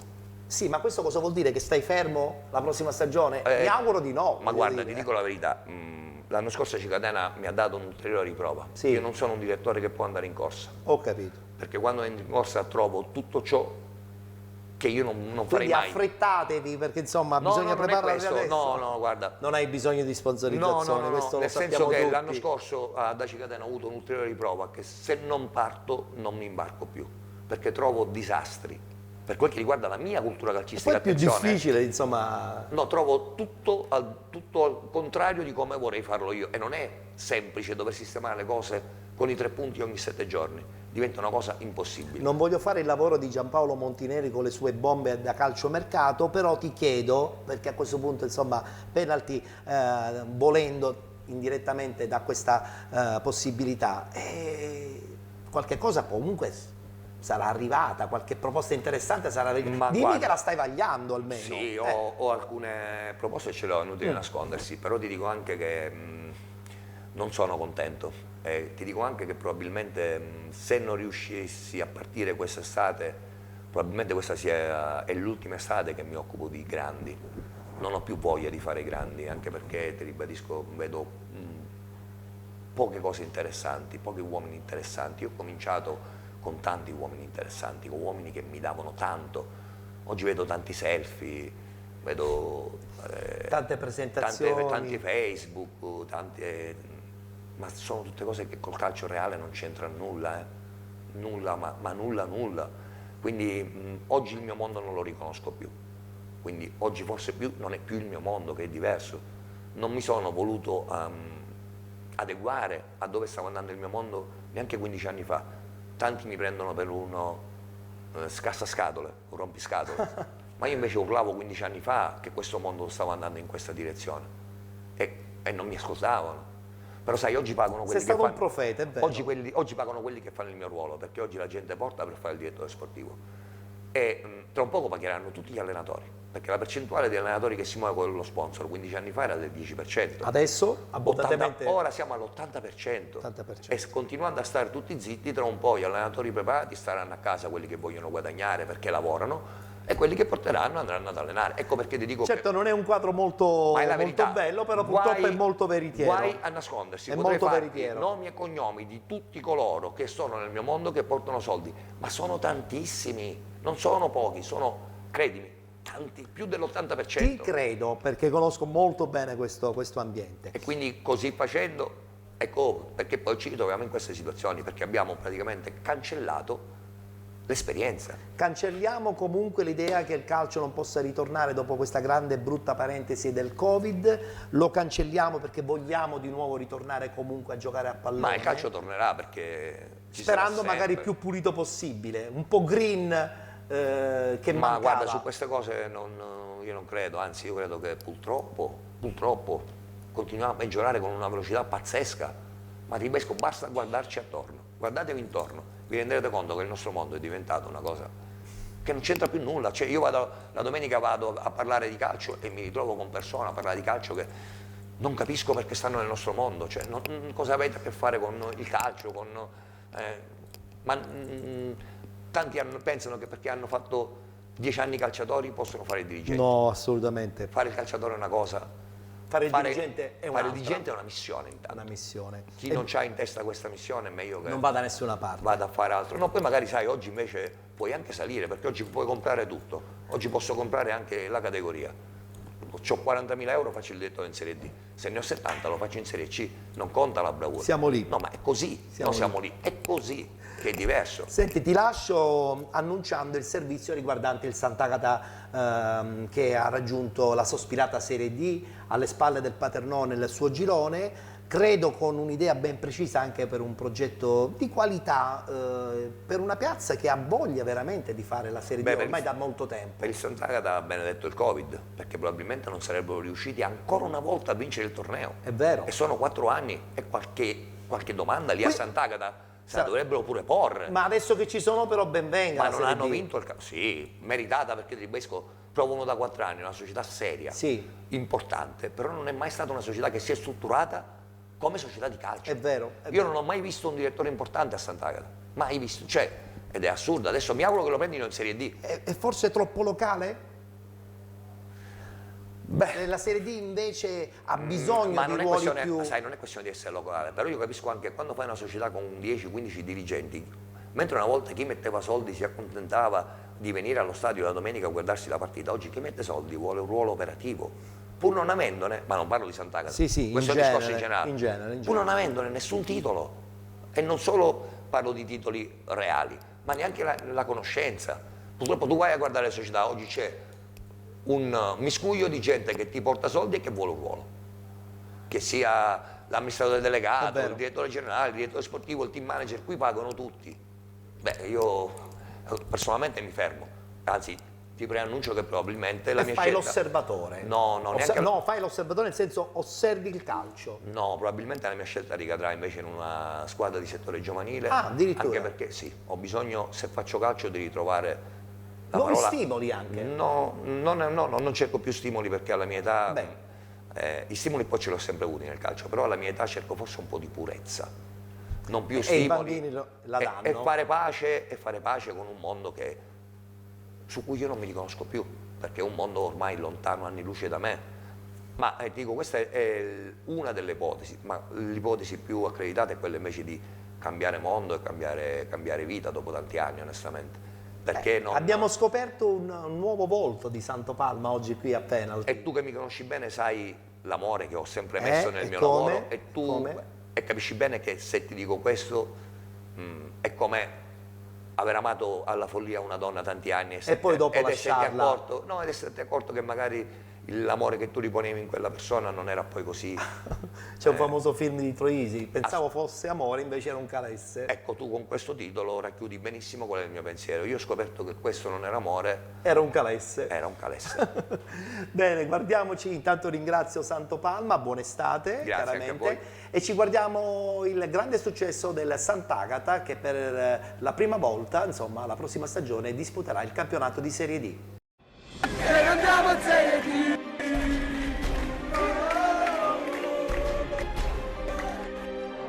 Si è tinta di biancazzurro ieri sera a Piazza Consola a Sant'Agata Militello, grande festa di dirigenti, giocatori e tifosi per la promozione in Serie D del Città di Sant'Agata Calcio.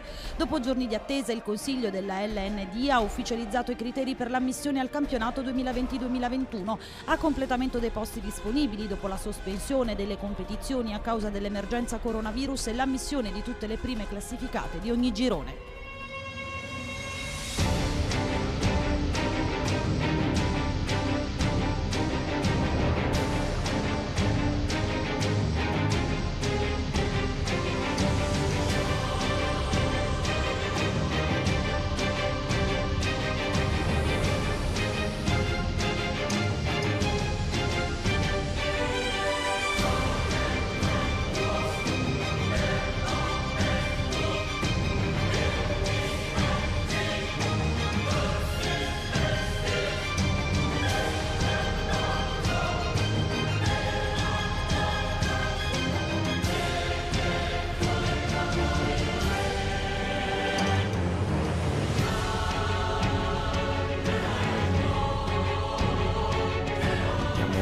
fieri ed orgogliosi di aver raggiunto questo obiettivo, ma la nostra fierezza, il nostro orgoglio, la nostra gioia si è elevata all'inverosimile nel momento in cui tutti noi dirigenti che abbiamo dedicato anima e corpo a questa progettualità, ieri incrociavamo gli sguardi dei nostri concittadini, dei ragazzi, dei ragazzini, dei meno giovani, degli anziani. Abbiamo inevitabilmente e naturalmente fatto una piccola sfilata, sempre nel rispetto assoluto del distanziamento sociale, però durante questo momento di spontanea e naturale aggregazione quegli sguardi, quegli applausi, quegli incitamenti, quei sorrisi ci hanno fatto capire che tutti gli sforzi che noi abbiamo compiuto sono serviti a generare sano e puro divertimento. Il progetto Città di Sant'Agata non è il progetto di Antonio Ortoleva, è il progetto della città, e allora faremo un appello, una lettera aperta.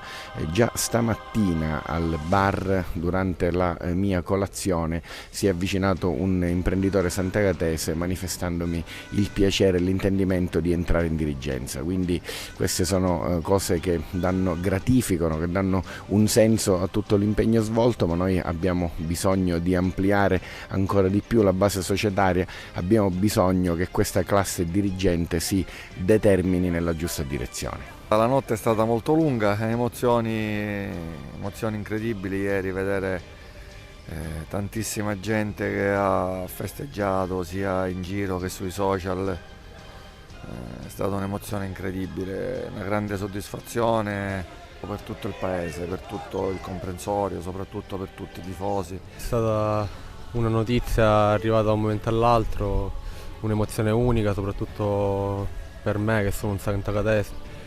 E niente, siamo strafelici, abbiamo fatto una bellissima festa ieri sera. Ringrazio tutti, ringrazio la società, i miei compagni di squadra, il mister, tutti, perché veramente siamo felicissimi.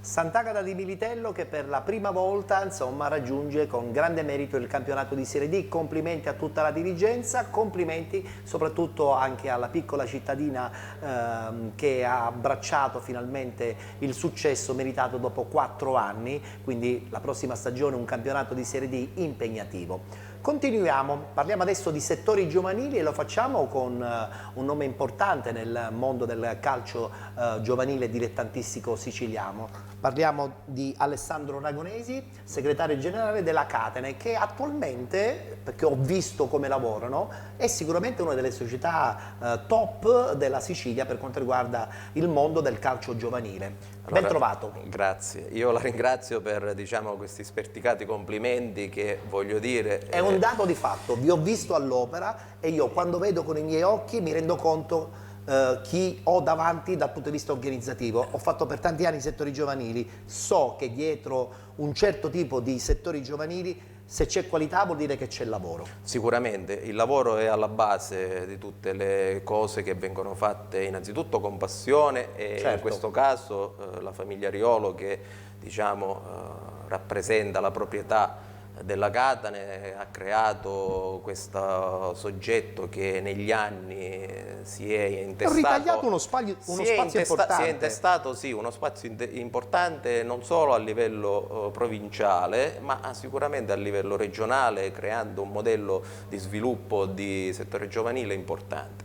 E questo sviluppo del settore giovanile anche quest'anno purtroppo non siamo riusciti a completare la stagione per vari motivi, sappiamo soprattutto che il Covid ci ha fermato sul più bello perché comunque tutte le nostre Avevate tutte le squadre in finale praticamente. Sì, praticamente sì, e quindi è stato un peccato non riuscire a continuare questo percorso che negli anni, soprattutto con determinate categorie che sono verso il termine del proprio percorso, non ci hanno portato comunque poi sul campo a giocarci qualcosa perché di poi alla fine poteva essere una soddisfazione per i ragazzi, indubbiamente indimenticabile, ma anche una soddisfazione dal punto di vista societario. Allora, no? I ragazzi ovviamente sono la nostra grande risorsa e noi viviamo per loro perché sappiamo qual è la passione e lo spirito che ci mettono nel fare questo tipo di sport che per noi è il più bello del mondo. È vero.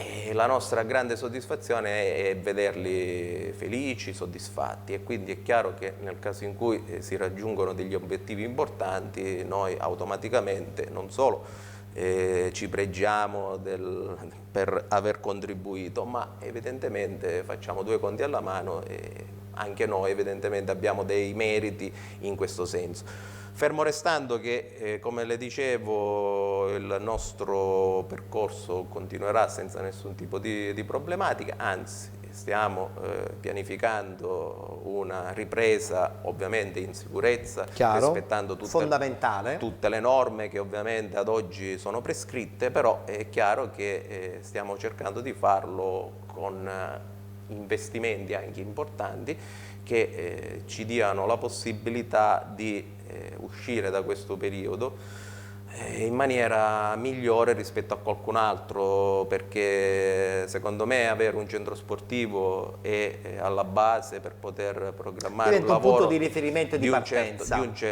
un certo livello.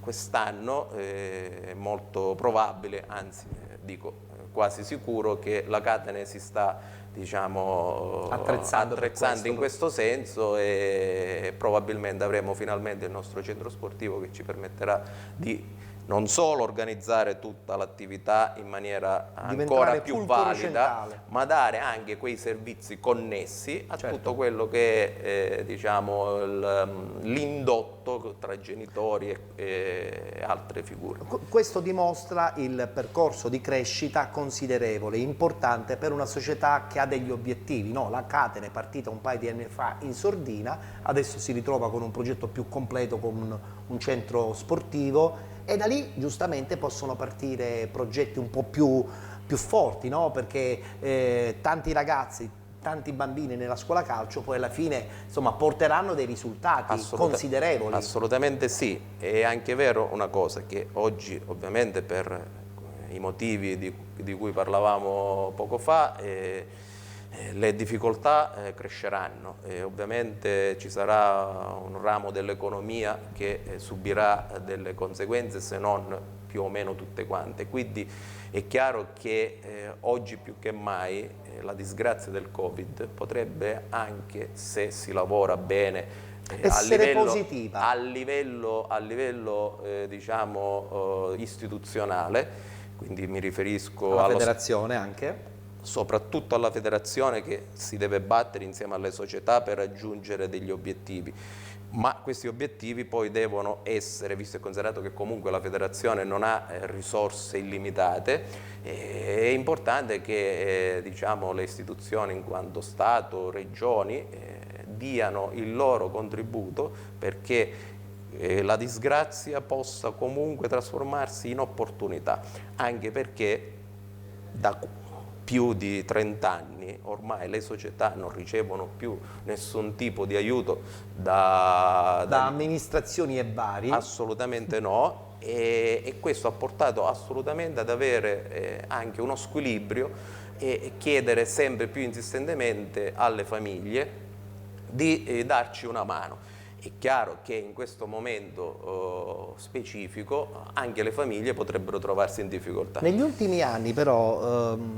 io ho notato che spesso e volentieri le scuole calcio non sono soltanto ambienti dove si insegna calcio, diventano anche un po' dopo scuola, nel senso che non si guarda più l'aspetto tecnico, ma si guarda al ragazzo come numero. Più numerosa è la scuola calcio e più la scuola calcio magari ha una notorietà. Scindere l'aspetto tecnico e l'aspetto in questo caso ludico è fondamentale. Voi su quale puntate? Su entrambi oppure principalmente l'aspetto tecnico che diventa anche poi vetrina per il quadro evolutivo della società? Ovviamente noi non siamo una salumeria e quindi vendiamo salumi e formaggi vari e quindi dobbiamo solamente guardare il fatturato delle cose che vendiamo. Noi facciamo seriamente calcio, cerchiamo di portare dei ragazzi a un livello di crescita tale che gli possa consentire un domani di calcare campi di calcio più importanti rispetto a quello che gli offriamo in Ma lei questo l'ha momento. notata questa cosa qui, che spesso e volentieri si allora, diventano ascolti, soltanto dei numeri? l'aspetto commerciale è chiaro che deve rientrare, perché anche i professionisti alcune volte vanno a fare delle operazioni acquisendo dei Questo è anche calciatori vero. che Questo è anche ovviamente vero. gli danno anche un notevole beneficio per il proprio fatturato. Il fatturato è importante perché sennò non si può investire non si possono investire delle risorse che permettono poi di programmare un determinato lavoro. Quindi però è chiaro che il lavoro di qualità deve essere fatto a prescindere, con una pianificazione e un programma Uno staff serio. tecnica di qualità. È chiaro che questo riguarda assolutamente questo aspetto, però senza trascurare, è chiaro, anche quella parte che ci può essere di business che regge tutto, a maggior ragione dal fatto che, come dicevamo, non abbiamo più contributi da parte degli enti istituzionali e quindi praticamente, anzi, siamo costretti a sobbarcarci delle spese alcune volte anche per dei servizi scadenti, pagando diciamo le rette alle concessioni comunali per e gli questi impianti incidono sportivi. giustamente nei bilanci poi alla fine. E per chiudere, parliamo della Catane 2020-2021. Chiaramente sarete presenti in tutti i campionati giovanili, so che ci sono anche delle evoluzioni, nel senso che cercherete anche di inserire altre squadre. Allora, noi ovviamente la grande famiglia della Catane è composta da 2 matricole che ovviamente in questi anni si sono fatti valere dal punto di vista federale nei vari campionati di settore giovanile e comunque con una buona organizzazione della scuola calcio entrambi. E quest'anno ovviamente, oltre che mantenere tutte le categorie, cercheremo di far passare una squadra che fino all'anno scorso faceva gli sperimentali dell'Under 16 e quindi con la matricola Academy, farla partecipare insieme a quella Catane al campionato allievi. Questo ovviamente dipenderà dal numero di squadre che formeranno l'organico dell'Under 17, però voglio dire, visto e considerato il periodo, siamo fiduciosi di poter ottenere questo tipo di obiettivi. È chiaro che la piazza di Catania è una piazza sempre di grandi numeri, voi fate grandi numeri, la concorrenza serve perché comunque c'è un miglioramento da parte, appunto in questo caso della Catane, ma questa concorrenza spesso e volentieri ho l'impressione che sia un po' sleale, perché c'è la caccia al ragazzino, appunto come abbiamo detto poc'anzi, da assemblare all'interno dei propri organici. Non vi appartiene, però è anche vero che bisogna anche guardare queste cose. Guardi, andare a raccattare sarà il termine forse scorretto, però da questo è quello punto di azzeccato. vista. Ragazzini in giro non è nel costume della Catane, anche perché a prescindere dalla scuola calcio che è aperta a tutti, anche se poi noi con determinati gruppi facciamo anche un lavoro più settoriale, chiaro, è giusto, rispettando anche le qualità tecniche di ciascuno di loro, però è chiaro che è aperta a tutti e quindi lasciamo diciamo, libero arbitrio alle famiglie di avvicinarsi al nostro mondo senza pressioni o senza situazioni particolarmente scabrose. Tra l'altro adesso con il nuovo centro sportivo, insomma, avete un'immagine ancora più forte, più organizzata, perché può diventare un punto di riferimento. Come le dicevo, di creare anche dei servizi connessi all'attività calcistica per dare la possibilità proprio alle famiglie, in quanto tali, di trovare un ambiente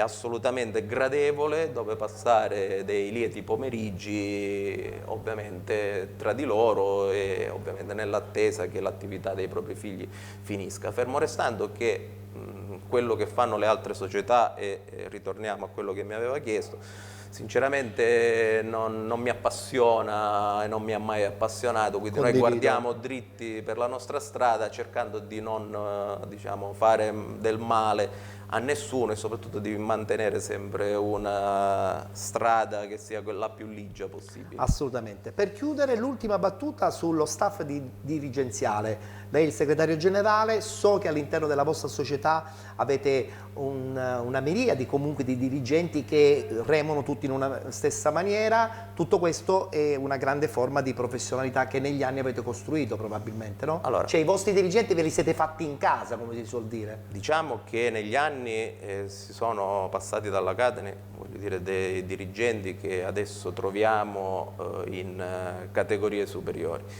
Io mi sono avvicinato al mondo Catane solamente l'anno scorso, dopo aver fatto dei percorsi probabilmente per l'opinione pubblica più esaltanti, perché ho fatto la Serie D, certo, ho fatto diversi anni queste categorie, quindi è chiaro che potrebbe essere, diciamo, un passo all'indietro. Io invece non lo considero il passo del gambero, perché la funzione di un professionista del settore ha una valenza maggiore nel momento in cui si trova ad approcciarsi con una realtà organizzata, e le posso assicurare che la Catane è una realtà organizzatissima. Ho visto tutto con i miei occhi. Al di là delle categorie che facciamo, è una società che in altre categorie invidiano, e quindi per me è stata una grandissima scoperta, e devo dire che sono felicissimo di farne parte.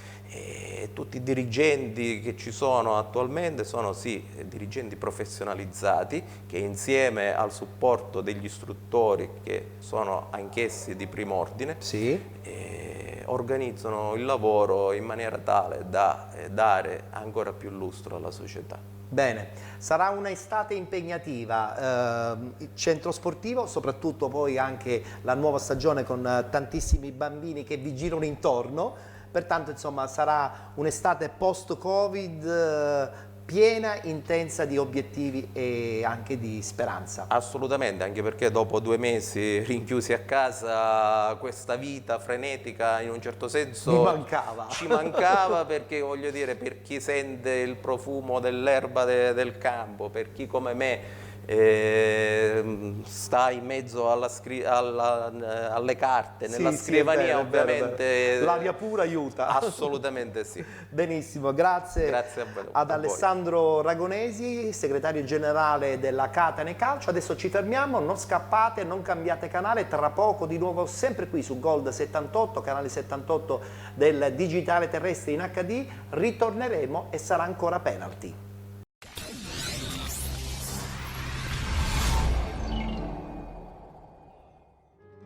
Durante l'emergenza abbiamo dimostrato di saper essere uniti, solidali e di saper rispettare le regole. Adesso, grazie allo sforzo di tutti, abbiamo ricominciato a coltivare le nostre passioni, le ambizioni professionali e incontrare le persone che amiamo. Certo, stiamo scoprendo modi diversi di stare assieme, ma ad accoglierci c'è sempre la stessa terra bellissima, la Sicilia. Con i suoi colori, i sapori e la sua magia. Perché oggi l'orgoglio di essere siciliani si dimostra così, continuando a rispettare le regole. Proprio così, dipende da ognuno di noi. Indossa la mascherina e mantieni sempre il distanziamento sociale. La Sicilia si cura.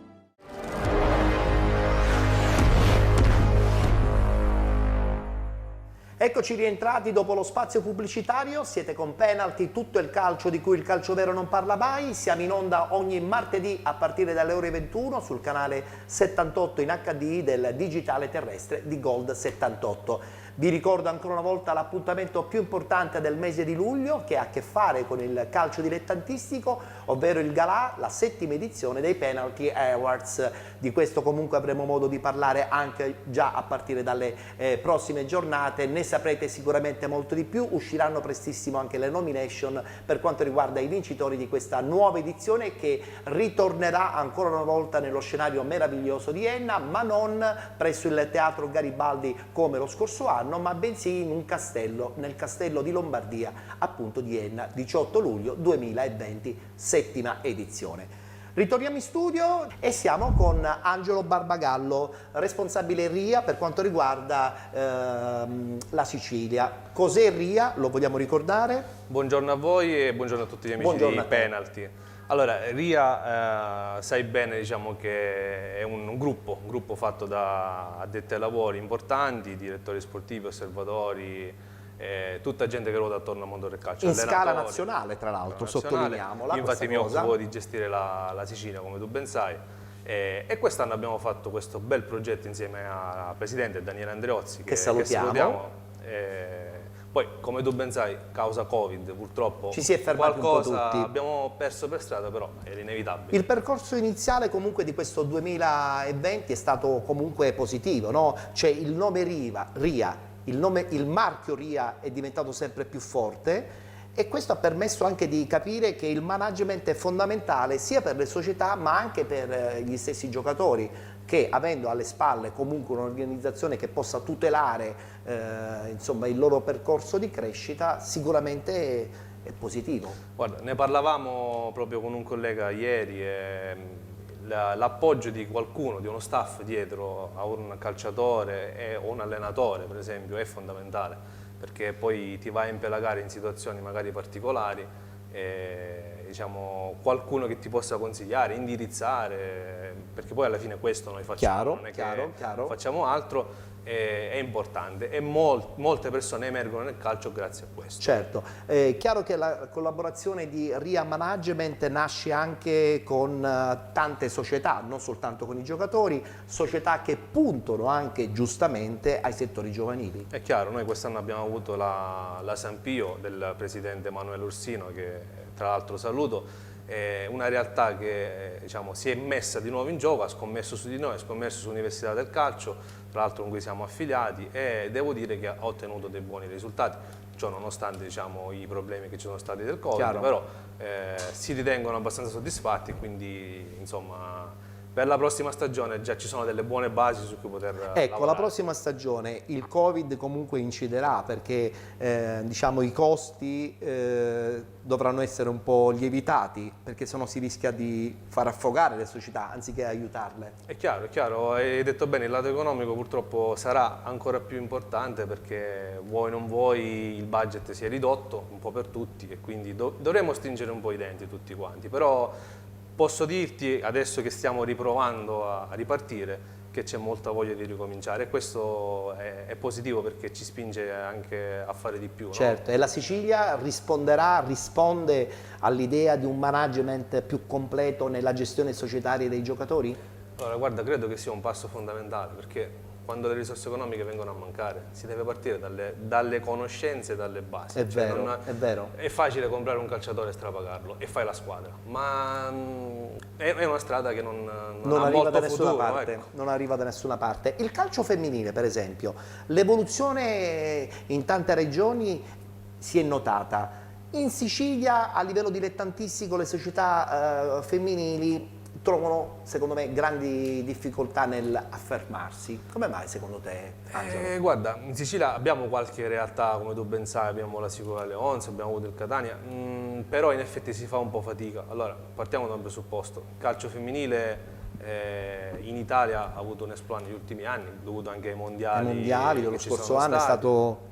Anche se poveraccia le hanno bloccate, non è proprio ripartito il loro campionato. Sì. L'altra volta diciamo, notavo con piacere che in Olanda hanno diciamo, pareggiato uguali diritti tra uomini e donne e gli stipendi, ed è una cosa importante. Noi siamo lontani anni luce da questo. Anche perché ancora il femminile non è stato ufficializzato come attività professionistica. Parliamo sempre di dilettanti.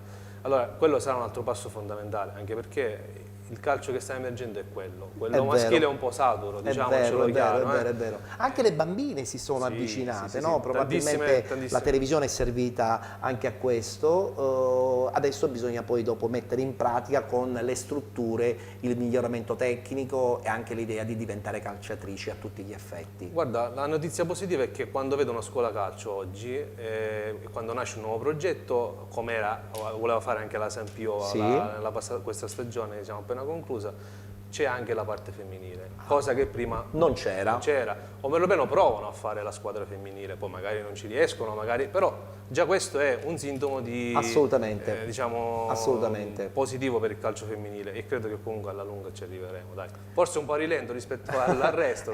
Bisogna fare un percorso, pian pianino poi dopo i risultati arriveranno, perché chiaramente se ci sono le basi di una professionalità probabilmente si riesce a fare molto sotto questo punto di vista. Altro discorso riguardante il RIA Management, lo vogliamo approfondire ancora di più, oltre al management sportivo, anche l'Università del Calcio che migliora tecnici e dirigenti. Certo, noi abbiamo avuto questa possibilità in questa stagione di poterci affiliare con questa Università del Calcio che ha al suo interno dei docenti di tutto rispetto, potrei citare alcuni Sconcerti, tanto per dire alcuni Colantuono, Cosmi, insomma gente che comunque per chi ha fatto questo corso sa bene cosa può restare, diciamo, di questo percorso.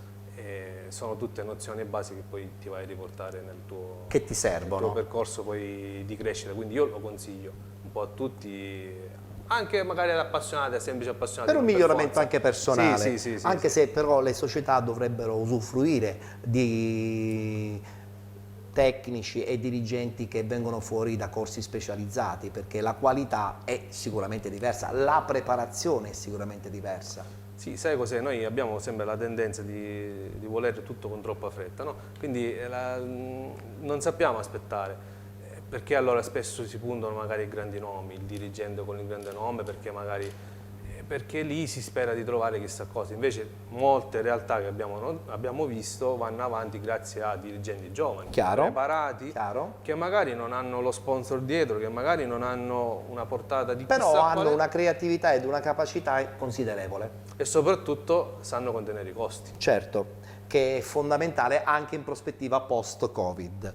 Angelo, io ringrazio ancora una volta RIA Management, ma soprattutto la tua persona per la presenza qui all'interno di Penalty. L'ultima domanda: cosa ti aspetti dal 2020-2021? Una stagione probabilmente anche importante per il tuo bagaglio tecnico. Guarda, non ti nego che mi sono arrivate diverse proposte, questo è sintomo comunque di un buon lavoro che è stato fatto e di un buon percorso. Adesso ci sto pensando, mi voglio prendere il mio tempo, perché comunque prima di accettare qualsiasi incarico voglio capire bene il progetto che c'è dietro. Per me è importante il progetto, non tanto il discorso economico, il progetto è importante, deve essere un progetto a lunga gittata. Ci tengo a fare una precisazione e soprattutto a livello di futuro stiamo avendo tantissimo riscontro per uno stage per giovani calciatori che stiamo organizzando il 27, 28 e 29 luglio a Palazzo La Crede. Tra l'altro anche con nomi importanti. Ringrazio anche la società del Palazzolo Calcio, in primis il presidente Graziano Cutrufo e Giuseppe Matarazzo che è il responsabile tecnico, persone che ci hanno appoggiato ed è una società veramente dove si può crescere, la consiglio per tutti i giovani. Questo stage servirà per? Questo servirà per selezionare alcuni ragazzi, visto che comunque anche c'è stata poca possibilità durante questi mesi, anzi nulla si può dire, per potersi mettere in mostra, e ci saranno ospiti importanti, ci saranno osservatori di società professionistiche, Serie A, B e C, adesso non faccio nomi per non creare, diciamo, problemi, però ce ne saranno, e nomi importanti. Abbiamo un certo Arturo Di Napoli, insomma, che basta il nome, 400 presenze tra i professionisti, insomma, e tanti gol. Mister Sarofoti, che per noi è un'icona, con la Ciriale dei Miracoli, Francesco Millesi, ex calciatore del Catania, ma ve ne potrei citare tanti. Proprio oggi sentivo Cristian Jama, attuale calciatore ex Catania. Insomma, è una bella iniziativa e stiamo avendo un lavoro riscontro. In quell'occasione si potranno vedere tanti ragazzi. L'età? dai 2001 ai 2007. Perfetto, quindi un'età anche buona per visionare ragazzi che possono andare in prospettiva tra eccellenza, Serie D. Oppure dei giovani di serie come diciamo i più piccoletti. Certo, 2006, 2005. interessante. Allora insomma sarà un fine luglio importante. Abbiamo quella spinta per ripartire, sarà proprio tra la fine della stagione e l'inizio della nuova e sembrano, diciamo, che ci siano dei buoni auspici. Servirà tantissimo. Grazie ad Angelo Barbagallo, RIA Management, ed è la dimostrazione insomma che quando si lavora anche con i giovani in prospettiva sicuramente i risultati arrivano e verranno fuori, magari nella speranza di molti, tanti giocatori che possono intraprendere, perché poi diventa un vero e proprio lavoro, insomma, l'attività da calciatore, anche se insomma la parola calciatore in un bambino di 10-14 anni è sempre una parola un po' troppo grossa, non so se sei d'accordo. Sì, quando si tratta di bambini infatti noi andiamo coi piedi di piombo, ecco, perché infatti li vogliamo fare divertire. Parte come una bella senza esperienza, troppo esagerare. Poi se si arriva bene. Senza troppo esagerare. Grazie, grazie ad Angelo Barbagallo, RIA Management. Grazie a voi.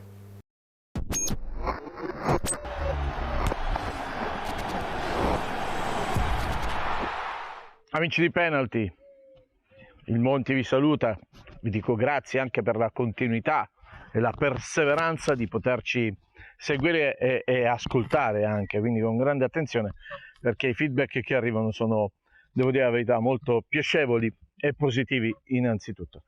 E le stiamo sistemando le cose, pian piano i pezzetti, il puzzle si sta completando. Adesso è il momento di sistemare quelle cose che si chiamano ripescaggi o inviti.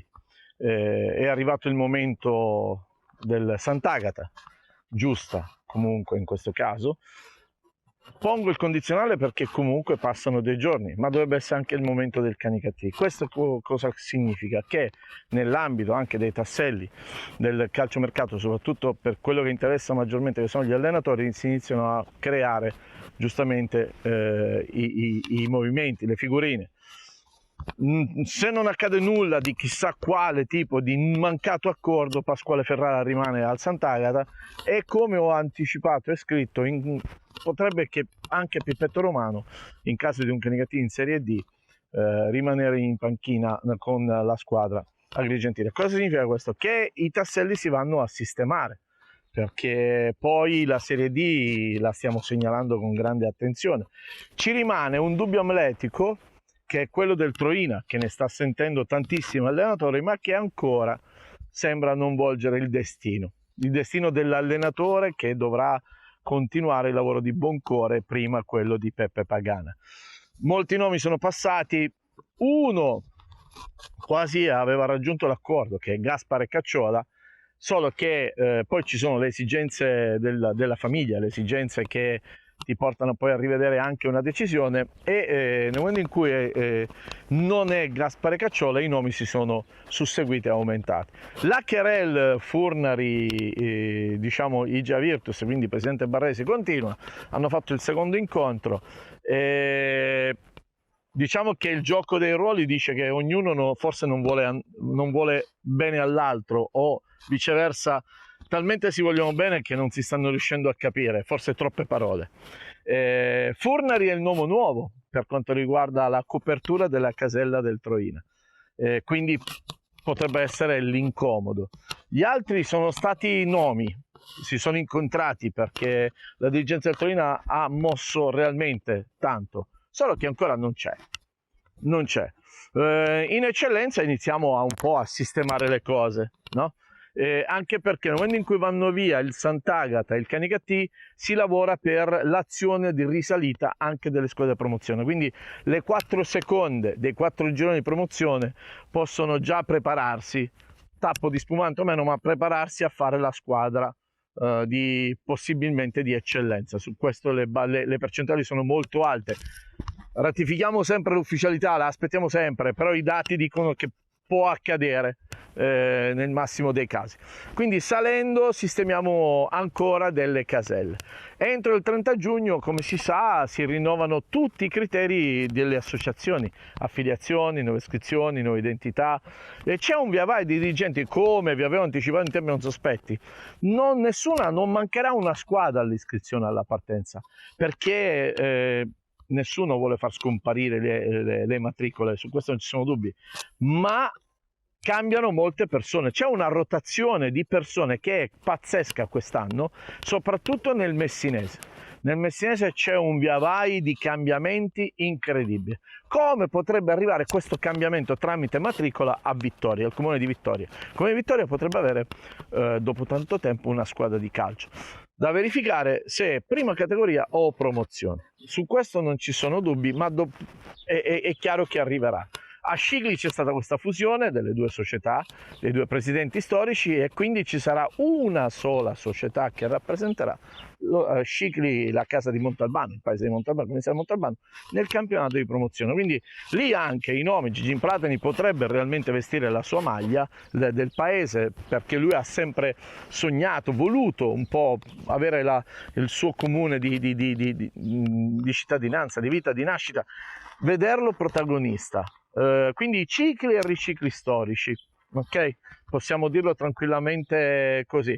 Nell'ambito del calciomercato, gli allenatori, ho parlato di Gaspare Cacciola, 90%, se non oltre il 90%, dovrebbe trovare l'accordo per essere l'allenatore del Giar. Perché diciamo che già doveva riorganizzarsi anche nel gruppo all'interno dei ruoli. Abbiamo letto di Fabio Arena che lascia il calcio giocato, ma già lui da qualche anno, e devo dire la verità, credo che sarà un ottimo dirigente, perché il suo modo di fare è sempre stato molto attento e attendibile nell'ambito del calcio, anche da giocatore. Quindi credo che l'augurio è che, perché no, possa ripetere quello che ha fatto da calciatore, perché non è dispiaciuto Fabio Arena come calciatore, anche come atteggiamento, come comportamento. Quindi Cacciola, Furnari, sono i nomi un pochino di grido, come Settineri, perché con Torregrossa, che dovrebbe essere ancora non ufficiale, ma dovrebbe essere il direttore sportivo della San Cataldese, il nome pesante non è la riconferma di Sebi Catania, ma è Alessandro Settineri, che ha fatto bene con Ragusa. Questi sono un pochino quello che comunque sta per avvenire, perché poi in fin dei conti non è che siamo ancora soltanto all'inizio, perché abbiamo iniziato il calciomercato che era ancora Covid, adesso si sta sistemando, si sta delineando, si sta perfezionando, ci sono società che cercheranno giocatori e allenatori di gestione completamente diversa, di basso regime, non di basso valore, basso regime, perché appunto vogliono partire magari in sordina. Ripeto, non sparirà nessuno, solo che il lavoro è diverso. Il ragusano ritornerà in auge, vedi il Marina di Ragusa, il Frigentini, il Modica, si sussurra di un Luca Filicetti non confermato a Pozzallo che possa fare il percorso giocatore manager all'interno del Modica, perché questo è di un ultimo piccolo dettaglio. Sono tanti tam tam, come ben sapete le bombe monti hanno una cosa sacrale, che quando vengono dette è perché comunque stanno per accadere, come è stato per il nuovo direttore sportivo dell'Enna, che sarà Giuseppe Restuccia. Avevo anticipato qualcosa, ma poi queste cose si muovono con grande attenzione, e nel momento in cui abbiamo già ripetuto, Giuseppe Restuccia ha incontrato la società e che in questo weekend passato verrà formalizzato, verrà presentato, allora la Bomba Monti ha una sua efficacia e efficienza. Non viene fuori nel momento in cui non ci sono non tanto le percentuali quanto quel famoso se c'è Opilu c'è Uciavo, insomma mettiamola così a livello siciliano e dialettico. Quindi se c'è Opilu la Bomba Monti c'è, perché poi non si torna indietro, nel senso che non la puoi nemmeno cancellare, ma puoi darne efficacia. Quindi un po' il mercato si muove da questo punto di vista. È il momento delle strutture. vi segnalo che il comune di Canicattini Bagni ha completato il suo manto erboso. Il comune di Canicattini, Storio Canicattini Bagni in prima categoria, con il manto erboso nuovo potrebbe aprire un ciclo, non riaprirlo, aprire un ciclo. Quindi anche nella mia provincia di Siracusa ci sono tumulti, le dichiarazioni del presidente Errante che dichiara, dopo 30 anni, 34, 33 anni credo, se non, che lascia il calcio. Io lo conosco da quasi 33 anni. Nel giorno in cui, caro Pietro Errante, tu mi abbraccerai come penso io, allora lì capirò che tu lasci il calcio. Fin quando io non do quell'abbraccio, come fu il primo, io non credo e non crederò al fatto che tu lasci il calcio. Quindi sei invitato ad abbracciarmi. Sappilo, Pietro Errante. Quindi vediamo magari se è uno sfogo, se c'è qualcosa che non è andata giù in tante cose, perché poi in fin dei conti ogni comune ha le sue diatribe, c'è anche un po' di politica nel mezzo quando si parla di calcio, non la puoi precludere, non la puoi assolutamente mettere da parte. Quindi se non mi abbracci, Pietro Errante, io non credo che tu lasci il calcio. Però deve essere come il primo abbraccio, quello di 30 anni fa. Quindi ripeto, sono queste le cose un po' che si stanno muovendo. Il calciomercato che è molto veloce, quindi penalty arriva, come dire, in un tempo standard, ma arriva con non gli aggiornamenti, ma con uno step, che sono le cose consolidate e solide. Quindi quello che vi sto dicendo adesso è consolidato e solido. Però se io stacco adesso il telefono, so che mi è già arrivato un messaggio per un'altra bomba Monti. Saluti dal Monti e da Penalty. Iniziamo a dirvi buona estate.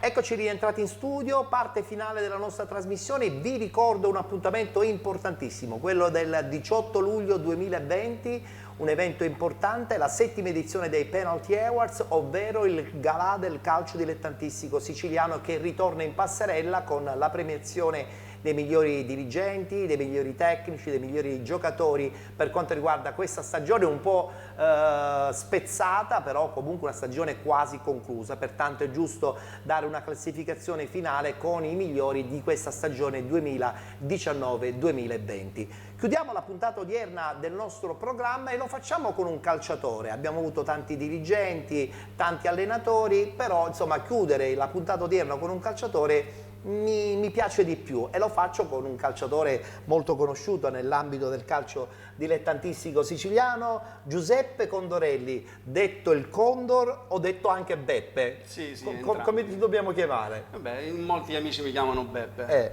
Beppe, tra l'altro, insomma, voglio parlare intanto subito della tua esperienza sul beach e poi parliamo del calcio a 11. Un beach importante per te, insomma, 2008 campione d'Italia con il Catania Beach Soccer di Bosco, esperienza in nazionale, quindi insomma quando indossi la maglietta della nazionale è sempre un'esperienza indimenticabile. Per chi fa dello sport, sì, a me è sempre piaciuto il gioco del calcio, anche se il beach è un altro sport rispetto al calcio a 11. Faticose e quant'altro, quindi poi arrivare all'obiettivo massimale, quello di indossare la maglia azzurra, penso che sia il sogno di tutti. Assolutamente. Tra l'altro nel 2008 l'evoluzione del beach era in prospettiva, adesso è arrivato il grande boom del beach soccer, ma se uno dovesse scegliere, se tu dovessi scegliere, insomma cosa scegli? Scegli sempre il calcio a 11? Sì, fino ad oggi sono convinto di questo perché esattamente questa proposta è stata fatta negli anni belli, mi riferisco soprattutto al 2008, quando diciamo sei entrato anche nel giro della nazionale,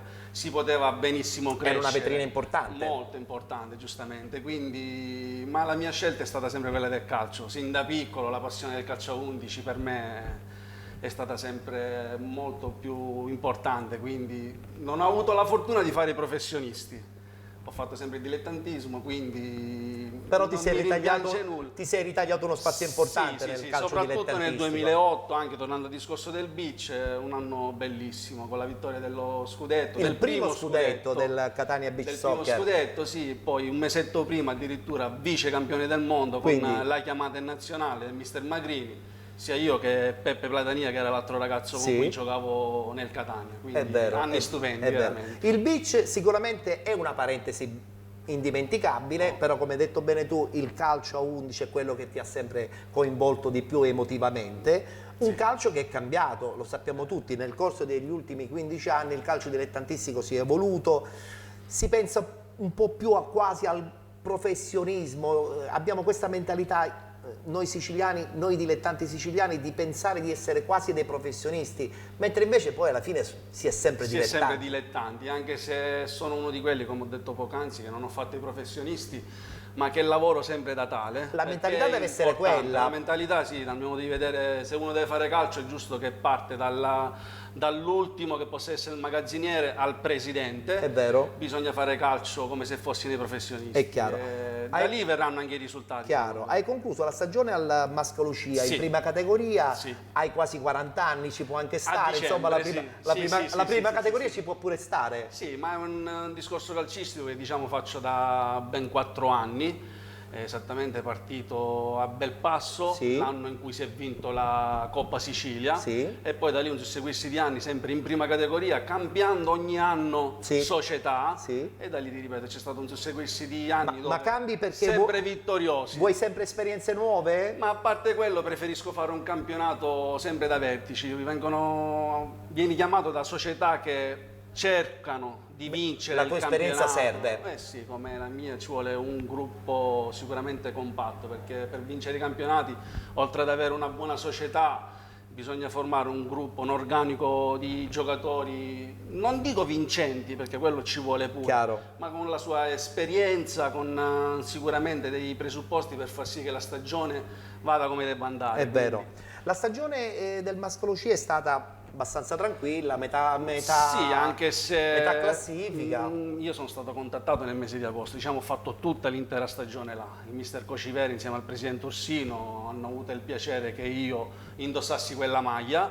Una squadra molto giovane dove Beh, Cocivera ama lavorare con i ragazzi. Sì. Abbiamo avuto delle un po' anche brutte difficoltà, dove Lele durante una partita, Lele Grasso, ha avuto un bruttissimo infortunio, quindi era uno di quelli che magari in campo a noi serviva tantissimo. Certo. Quindi ovviamente stagione finita. Come dicevo, squadra giovanissima che poi è stata ritoccata a dicembre con innesti di alcuni ragazzi di colore, ma ci è voluto del tempo, perché giustamente hai preso 7 undicesimi nuovi e quindi non è stato Amalgamare facile non è mai amalgamare facile. la cosa. Non è mai facile. Ma l'esperienza che chiaramente insomma negli anni hai accumulato ci fa pensare che l'evoluzione prossima potrebbe essere quello della panchina.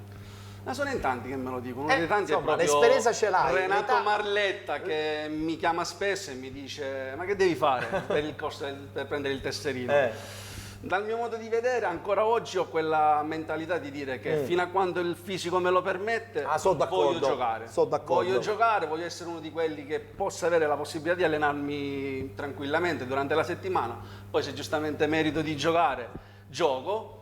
Finito quello, infatti la tua si caratteristica vedrà. è stata sempre quella di essere una persona corretta dentro e fuori dal campo, Ma e sì, questa cosa serve tantissimo. Sicuramente, io oggi all'età di quasi 40 anni lo posso benissimo dire, sono cresciuto con i giusti requisiti dal padre, dalla famiglia, quindi Certo. è giusto che sia così. Massimo rispetto per chi hai davanti e giustamente sicuramente le cose vanno come giusto che sia. Quindi... Senti, questo Covid ha un po' bloccato tutto e tutti, e si ripartirà adesso, speriamo, tra settembre e ottobre. E da dove ripartirà a questo punto El Condor? Detto questo, spero di cuore che ci possa essere una chiamata da qualche società, perché come ho detto, fino a quando il fisico me lo permette voglio giocare, Sì. quindi attendiamo e speriamo che, come hai detro tu, che possa essere settembre-ottobre. La situazione del Covid ci permette di ripartire anche qui in Sicilia nel calcio dilettantistico, quindi Chiaro. vedremo, attendiamo. Vedremo. Adesso per chiudere parliamo di emozioni. Hai indossato la maglia della nazionale, sicuramente un momento importante anche tuo personale, Sì, di sì, emotività. sì, certo. Il momento dell'inno? La cosa Raccontacelo, bellissima. perché io credo soltanto chi ha indossato una maglietta della nazionale vera e non per gioco e sente l'inno nazionale, insomma, viene immerso nelle emozioni. Guarda, detto questo mi sta prendendo delle robe. Immagino. È successa una cosa, io ho perso il padre nel 2006, 2 anni prima. Vedendomi giocare nel beach, il suo sogno era quello, perché vedeva dentro di sé, pur essendo suo figlio, Certo. che c'era un potenziale da poter far sì di indossare una maglia importantissima, di vincere qualcosa di importante. E da lì la prima cosa che ho pensato, la prima partita di gara inaugurale del girone, al canto dell'inno mi è venuto subito in mente papà, perché purtroppo non era presente. Guarda, mi stai facendo venire a me la pelle d'oca. Perché... Anche a me, perché ti ripeto, è stata una cosa di cui abbiamo parlato, quindi sì, stupendo, veramente. L'inno nazionale è il momento forse topico, sì, proprio. Sì. Non ti nascondo che il discorso del Covid ho fatto sì di vedere spesso i DVD che mi sono rimasti. Certo, chiaro. Quindi la partita più bella, ad esempio, del mondiale per me è stata quella contro la Francia, i padroni di casa, nel quarto di finale, dove ho avuto anche la possibilità di fare gol, facendo il 4-0 e vedere in viso l'emozione di tutta la mia squadra, dei miei compagni di squadra. Guarda, ti luccicano ancora gli occhi, quindi sì, è la dimostrazione che anche l'amore per il beach, anche per l'amore del beach non va via facilmente. Quello no, anche è vero che fino a 2 anni fa, così a livello di divertimento, insieme alla società del Sicilia Beach Soccer, ho avuto la possibilità di poter giocare ancora, però fisicamente poi capivo che in effetti ero un po' pesantuccio e da lì perché ho smesso. sulla sabbia bisogna avere una continuità atletica differenti, impressionante. Sì, è un altro sport, quindi uno spreco di energie sicuramente superiore. Considerevole. Allora chiudiamo. Dall'alto dei tuoi quasi 40 anni, non li voglio sottolineare, ma è un dato di fatto, qual è il messaggio che vuoi lanciare ai ragazzi di 16-17 anni che incominciano il loro percorso di carriera calcistica? Detto questo, io voglio sottolineare questa cosa dei ragazzini, purtroppo è un po', diciamo, come dire, i ragazzini di oggi sono totalmente diversi da quando lo ero io, perché oggi con i social, con i telefonini, hanno tutto, quindi magari pensano ad altro. Io non ti nascondo che magari non voglio fare nomi, ma c'è qualche ragazzo che ha intenzione di quantomeno arrivare a determinati livelli, categorie, quindi l'importante è essere sempre seri, lavorare duramente, cercare in silenzio.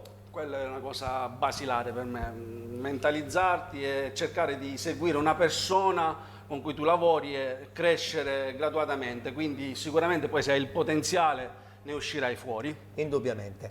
Bene, ringrazio Beppe Contorelli per questa bella presenza. Grazie di voi. E con lui abbiamo chiuso la puntata odierna della nostra trasmissione che ritornerà puntuale martedì prossimo, sempre qui su Gold 78, canale 78 in HD del digitale terrestre. Vi ricordo ancora una volta che ormai siamo pronti per il progetto dei Penalty Awards, in scena giorno 18 luglio presso il Castello di Lombardia ad Enna. Di questo comunque avremo modo di parlarne sicuramente ampiamente nelle prossime puntate. Conosceremo prestissimo anche le nomination degli atleti, dei dirigenti e degli allenatori che appunto concorreranno alla vittoria finale dei Penalty Awards. Insomma, ci aspetta un mese di luglio intenso ma pieno di calcio, anche quasi giocato. Grazie. Appuntamento alla prossima settimana. Talento, fortuna, esperienza, impegno, costanza, coerenza. Tra genio e follia c'è poca differenza. Hanno lo stesso punto di partenza. Ma se sei solo e ti perdi e non va come vorresti tu, non c'è un navigatore né un tutorial su YouTube. È bello se ti riconoscono, è bello se vai in TV, ma è meno bello quando sei tu che non ti riconosci più. Tutto è più facile visto dagli occhi degli altri, perché quando non sei tu che piangi gli occhi sono meno rossi e meno grandi. Se vinci ti vogliono bene, ti fanno la ola, ti cantano un coro. La vittoria è una cosa di squadra, ma se perdi, perdi da solo. Per ogni ballerina che ha male ai piedi e si medica, per ogni calciatore che risparmia per le scarpe nuove, ogni studente che non mangia si dimentica, un musicista che anche da stanco va in sala prove, per ogni sportivo, artista, regista, scrittore, fotografo, astronauta, cantante o disegnatore. Se c'è riuscito uno, possiamo farlo tutti. Il tuo sudore è la tua occasione, che fai, la butti. Nulla è impossibile se credi in quello che fai.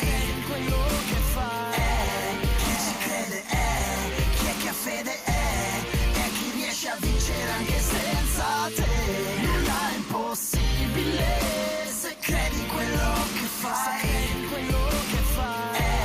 Chi ci crede chi è che ha fede